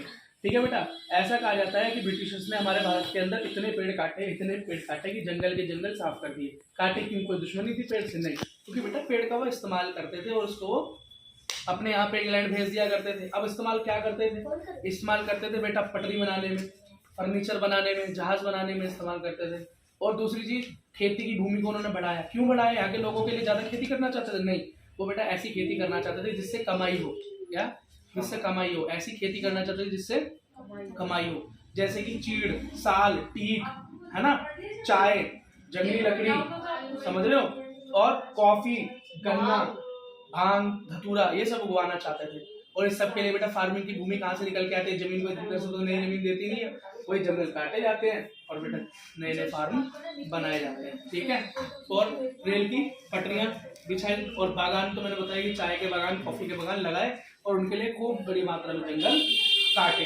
ठीक, अगली चीज, ऐसा कहा जाता है कि सन 1700 से लेके 1995 तक 139 लाख मतलब 139 लाख वर्ग किलोमीटर का जंगल, मतलब दुनिया का 9% जंगल अंग्रेजों ने उड़ा डाला, काट डाला अपने इस्तेमाल के लिए। ठीक, तो उसके बाद उन्होंने बेटा यहाँ पे ट्रेन सिस्टम लगाया, भारत के अंदर रेल की पटरियां चालू की, क्योंकि ताकि उनकी मिलिट्री की आवाजाही ठीक हो सके और हमारा सामान जो कि वो लूटते हैं या हमसे लेते हैं या टैक्स लेते हैं वो इंग्लैंड आराम से पहुंचाया जा सके या देश के हर कोने में उनकी पहुंच हो जाए और समय भी कम लगे। ठीक है बेटा, इसके अंदर क्या लगता है, जंगल की लकड़ी, चीड़ की लकड़ी, साल की लकड़ी, टीक की लकड़ी, मतलब कुल मिलाकर रेलवे ट्रैक में क्या लगती है, लकड़ी लगती है। अब तो लोहे के बनाने लगे, लेकिन पहले टोटल लकड़ी का इस्तेमाल किया जाता था। ठीक है, उन्होंने भारत के अंदर 1890 तक 25,500 किलोमीटर की रेलवे लाइन बिछा दी और 1946 तक, मतलब जब तक वो भारत को छोड़ के जा रहे थे तब तक 7,65,000 किलोमीटर रेल लाइन बिछा चुके थे। और इसके अंदर बेटा इन्होंने कितने पेड़ काट दिए, 2.3 बिलियन पेड़ काट दिए, 2.3 बिलियन पेड़ काट दिए। ठीक है बेटा, ठीक, अच्छा बेटा, अगले उसके बाद क्या हुआ, जब अंग्रेजों का बहुत काम निकल गया, उन्होंने अच्छी खासी रेलवे लाइन बिछा ली, खूब जगह पे फार्मिंग लैंड को बढ़ा लिया, खूब इंग्लैंड का इंफ्रास्ट्रक्चर उन्होंने लंदन पूरा का पूरा मानिया की लकड़ी से बना लिया, हमारे जंगल के जंगल उड़ा दिए। उसके बाद वो एक जंगल का एक्सपर्ट लेकर आए जर्मनी से, एक्सपर्ट, उसका नाम था बैंडिस। क्या? बैंडिस नाम का एक जर्मन एक्सपर्ट बुलाया। उन्होंने बोला कि हाँ अब जंगल नहीं कटने चाहिए, अब पेड़ पौधे नहीं कटने चाहिए। अब उन्होंने एक रूल बनाया, फॉरेस्ट एक्ट बनाया और जंगल पे लागू कर दिया, जिससे कि अब लकड़ी काटना इलीगल हो गया। बेटा अगर उनको लकड़ी चाहिए वो तो ले ही सकते हैं, वो तो खुद सरकार है, लेकिन इलीगल किसके लिए हो गया? हमारे यहाँ के जंगल में रहने वाले, जंगल के आसपास रहने वाले, गांव में रहने वाले लोगों के लिए इलीगल हो गया। इससे बेटा हमारा नुकसान हुआ। दूसरी चीज, इन्होंने पशुओं को चरावाहे जो होते हैं ना, अपने पशुओं को चराते हैं जंगल में, वो भी इलीगल कर दिए। मतलब जंगल में जाके तुम अपनी भैंस बकरी भी नहीं चरा सकते। क्या कर दिया उन्होंने? इलीगल करा दिया। बेटा कई लोग तो ऐसे थे जिनका पूरा का पूरा घर परिवार, बेटा गैस सिलेंडर तो पहले होता नहीं था, कैरोसिन तेल, लालटेन, ये सब चीजें तो होती नहीं थी, लकड़ी लानी पड़ती थी जंगल से। अब तुमने वो इलीगल कर दी।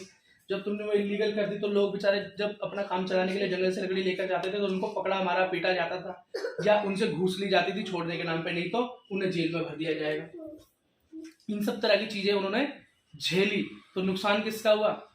किसका हुआ? हम लोगों का हुआ, और उन लोगों का हुआ जो कि अपने पशुओं को चराते थे, चरवाहे जो होते हैं ना। समझ गए? तो वन्य समाज कौन है बेटा? जब हमारा पूरा समाज ही जंगलों से जुड़ा हुआ है।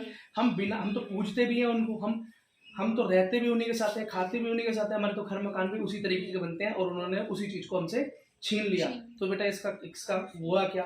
इससे तो ये हुआ कि बेटा जो लोग पूरी तरीके से जंगल पे डिपेंड करते थे, या तो उन्होंने अपना काम ही छोड़ दिया, कुछ और बन गए, कहीं पर बंधुआ मजदूर बन गए, अंग्रेजों की फैक्ट्री में घुस गए, या उनकी आर्मी में जाके उनकी चाकरी करने लगे, या उन्होंने अपने पशु पक्षी कम कर लिए, उनके कई पशु पक्षी मर गए, कई लोग भूखे मर गए। ठीक है, अगली चीज, और तुम्हें मैंने बताया चोरी करते पकड़े गए तो या तो मारपीट या जेल या जुर्माना या घूस घूस दे के वो निकलते थे। तो इतना मुश्किल उनका जीवन हो गया। बेटा हमारे यहाँ पे लोग जो है झूम खेती किया करते थे। क्या? झूम खेती। अब ये झूम खेती क्या होती है? झूम खेती का मतलब होता है कि एक समुदाय जो होता है वो पहले जंगल में कुछ पर्टिकुलर एरिया में आग लगा लेता है, वहाँ के जंगल के पेड़ जल जाते हैं, वो राख बन के जब जमीन में मिल जाते हैं तो वहाँ क्या होता है, बहुत उर्वरक हो जाती है, वो जमीन क्या हो जाती है, बहुत उपजाऊ हो जाती है। तो उस पर कई महीने खेती अच्छे से की जाती है, सालों साल बहुत अच्छी फसल होती है, लेकिन समय के साथ साथ उसकी ताकत कम हो जाती है, तो वो नेक्स्ट लैंड पे चले जाते हैं। ठीक, अब बेटा झूम खेती पे भी बैन लगा दिया, और तुम्हें पता है झूम खेती पे क्यों लगेगा? तो पेड़ काटने पे बैन है तो जलाने पे तो बैन हो गई होगा। ठीक है, जब घास तक नहीं चढ़ सकते जंगल की तो पेड़ जलाना तो बहुत बड़ी बात हो गई अंग्रेजों के हिसाब से। उन्होंने इस पर भी बैन लगा रखा था। झूम खेती करने वाले लोगों ने बेचारों ने बहुत संघर्ष किया, खूब पिटे, गोलियां तक खाई, है ना, जेलों में बंद हुए और बहुत कष्टदायक जीवन से जिए। और जो लोग बेचारे झूम खेती करते थे, घूम फिर के उन्होंने अपना काम चेंज कर लिया। इसी तरीके से उन्होंने बेटा शिकार भी बैन कर दिया। क्या कर दिया? शिकार। हाँ बेटा, बस्तर जिले के अंदर जो कि छत्तीसगढ़ में, वहां पे इसके अगेंस्ट क्या हुआ? रिवॉल्ट हुआ। इसके अगेंस्ट क्या हुआ? रिवॉल्ट हुआ। रिवॉल्ट का क्या मतलब होता है? लोगों ने इसके खिलाफ संघर्ष किया। क्या किया? संघर्ष किया। अंग्रेजों को खूब मारा पीटा, लूट मार की, और उसके बदले बेटा उन्होंने क्या किया? 1910 में उन्होंने भी, अंग्रेजों ने उल्टी गोली चलाई, सुना ही, और निर्दोष भी इसके अंदर मार। समझ गए? इसी के साथ ये चैप्टर आधा खत्म होता है। अब नेक्स्ट हम पढ़ते हैं एक अगले देश के बारे में जिसका नाम है जावा। क्या? जावा। बेटा ये जावा क्या है? जावा इंडोनेशिया का एक देश है। क्या? इंडोनेशिया का एक देश है। उसमें भी बड़े हरे भरे जंगल थे, उसमें भी बड़े हरे भरे जंगल थे, वन संपदा थी, वो भी बिल्कुल परिपूर्ण था। लेकिन वहां पे बेटा किसका शासन था? वहां डचों का शासन था। डच कौन होते हैं? ब्रिटिश वाले इंग्लैंड होते हैं। तो बेटा ये डच वाले कौन होते हैं? नीदरलैंड। कौन से? नीदरलैंड वाले। ये भी अंग्रेजों के भाई हैं। ठीक है, इन्होंने वहां पे क्या किया हुआ था बेटा? कब्जा किया हुआ था। और वहां पे जो लोग लोकल रहते थे वो अपने आप को क्या कहते थे? कलिंगा या कलंगी। क्या? कलंगी कहते थे। क्या कहते थे? कलंगी कहते थे, है ना बेटा। अब वो लोग बेचारे बड़े वहां पर रहने वाले थे, वो जंगलों को अच्छे से जानते थे, तो वहां के अंग्रेज क्या चाहते थे कि वो उनके लिए काम करें, लेकिन कलंगी काम करने को तैयार नहीं थे। तो उन्होंने क्या किया? वहां भी फॉरेस्ट लॉ लगा दिया। जैसे यहाँ पे अंग्रेजों ने किया, वहां भी उन्होंने फॉरेस्ट लॉ लगा दिया। पहले तो खूब लूटा उनके जंगलों को, अपना सारा काम निकाल लिया, बाद में फॉरेस्ट लॉ लगा दिया। सेम स्टोरी चल रही है। फॉरेस्ट लॉ लगा दिया, उसके अंदर क्या किया? पेड़ों का काटना बंद, जानवरों का चराना बंद, जंगलों में आना जाना बंद, जंगलों से सामान लेना बंद, और टैक्स लेना चालू कर दिया। क्या? टैक्स लेना चालू कर दिया। और बेटा एक सिस्टम लागू किया, उस सिस्टम का नाम याद करना बहुत जरूरी है। हो सकता है सिस्टम तुमसे पूछा ना जाए, लेकिन क्वेश्चन एक बना हुआ आ जाए। उसको बोलते हैं ब्लैंकडोंग डिस्टेंट सिस्टम। क्या? ब्लैंकडोंग डिस्टेंट सिस्टम। अब बेटा सुनने में तो बड़ा लिखा हुआ आएगा, तुम्हें इसके बारे में लिखना है। अब ये सिस्टम क्या कहता था, ये सिस्टम ये कहता था जंगल के आसपास रहने वाले लोग सब टैक्स देंगे, बस टैक्स उसी का फ्री किया जाएगा जो गांव हमें फ्री में लेबर देगा। मतलब इस देश को लूटने के लिए जो लेबर हमें चाहिए वो हमें फ्री में मिलनी चाहिए, आपकी गाय भैंस हमें फ्री में मिलनी चाहिए, ताकि जंगल की लकड़ी काटे, आप फ्री में काटो, आप ही करवाओ, तुम टैक्स सबसे नहीं लेंगे। तो बेटा इसी चीज को लेके वहां पे बहुत बहसबाजी नहीं हुई, बहुत लड़ाई झगड़ा हुआ और काफी उनके ऊपर अत्याचार हुआ। वो तो हथियार वाले, वो बेचारे कहाँ हथियार, किसी के पास हथियार था वो तो उनको सब सहना ही पड़ेगा। 1890 में बेटा जैसे हमारे यहाँ पे कुछ क्रांतिकारी होते हैं, वहां भी एक क्रांतिकारी था जिसका नाम हमको सुनना चाहिए, जिसका नाम है सोरोनटिको सामीन। सोरोनटिको नाम है उसका, सोरोनटिको नाम का क्रांतिकारी था। वो ये कहता था कि जंगल बेटा आपका, वो कहता था कि जंगल तो हमारे, धरती हमारी, सब कुछ हमारा और हम ही टैक्स दें और हम ही ना जा सकें। तो बस ये उनका कहना था, ठीक है। हाँ, अब उसके बाद क्या हुआ, वर्ल्ड वार चालू हो गई, विश्व युद्ध 1 विश्व युद्ध 2। उससे क्या हुआ कि बेटा इससे पहले तो लॉ लगाया, अपने आप को अच्छा दिखाने की कोशिश की, लेकिन वर्ल्ड वार के चक्कर में क्या किया अंग्रेजों ने, उन्होंने अंधाधुंध जंगलों को काटना शुरू किया। क्यों? शिप बनाने के लिए, खाना पहुंचाने के लिए, ठीक है, और खेती तेजी से चालू की और यहाँ का अन्न खींच के टैक्स खींच के अपनी सेना में देना चालू किया। क्यों? वर्ल्ड वार हो रही थी, तो जंग के नाम पे उसने हमारा बहुत नुकसान किया। और जावा के अंदर भी यही सिस्टम चल रहा था, वहां पे बेटा डच पूरी तरीके से लूट रहे थे, लेकिन जापान बहुत ताकतवर था, जापान ने हमला कर दिया। जापान ने जहां जहां अंग्रेज थे, डच थे, वहां पे हमला कर दिया। तो बेटा वैसे ही जावा के अंदर कौन था, डच, जापान ने वहां हमला कर दिया। तो डच लोगों ने इसके लिए कि जापानी यहाँ पे आके कुछ चीज इस्तेमाल ना कर ले, फायदा ना उठा ले, उन्होंने क्या किया, उन्होंने बेटा पूरा जावा ही फूक डाला, पूरा जावा जला दिया, पूरा जावा फैक्ट्री, मकान, दुकान, ट्रेन सिस्टम सब जलाकर राख कर दिया उस देश को। लेकिन फिर भी जापानी वहां पर आए और बचा कुचा जो जंगल था उसको वो उन्होंने लूट के खा लिया। और इसी के साथ ये चैप्टर समाप्त। इन शॉर्ट चैप्टर नंबर 5 आधुनिक विश्व में चरवाहे, हिंदी और इंग्लिश दोनों में बताया जाएगा, टेंशन मत लो। ऐसे खत्म करेंगे चैप्टर को, जैसे कि क्या, जैसे भूखे पनीर पे टूटते हैं, ठीक है। अब देखो, अब बेटा चरवाहे होते क्या है, चरवाहे बेटा चरवाहे वो लोग होते हैं जो लोग पूरी तरीके से अपने भेड़ बकरी जानवरों पे डिपेंड होते हैं, ठीक। मान लो मैं एक चरवाया हूँ, मैं पूरी तरीके से मैं बकरी पालता हूँ, मैं पूरी तरह से अपनी बकरियों के ऊपर ही हूँ, मेरी बकरी ही मुझे जिंदा रखती है, मेरी बकरी का दूध मैं पीता हूँ, मेरी बकरी का दूध मैं बेचता हूँ, उसी से मैं खाना खाता हूँ, सब कुछ मेरी बकरी है। ऐसी किसी की भैंस है, ऐसी किसी की ऊँट है, ऐसी किसी की गाय है, वो बेटा चरवाहे है। चरवाहे का जीवन कैसा होता है बेटा, मैं तो खाता हूँ खाना, मेरी बकरी खाती घास, तो घास उसको चाहिए।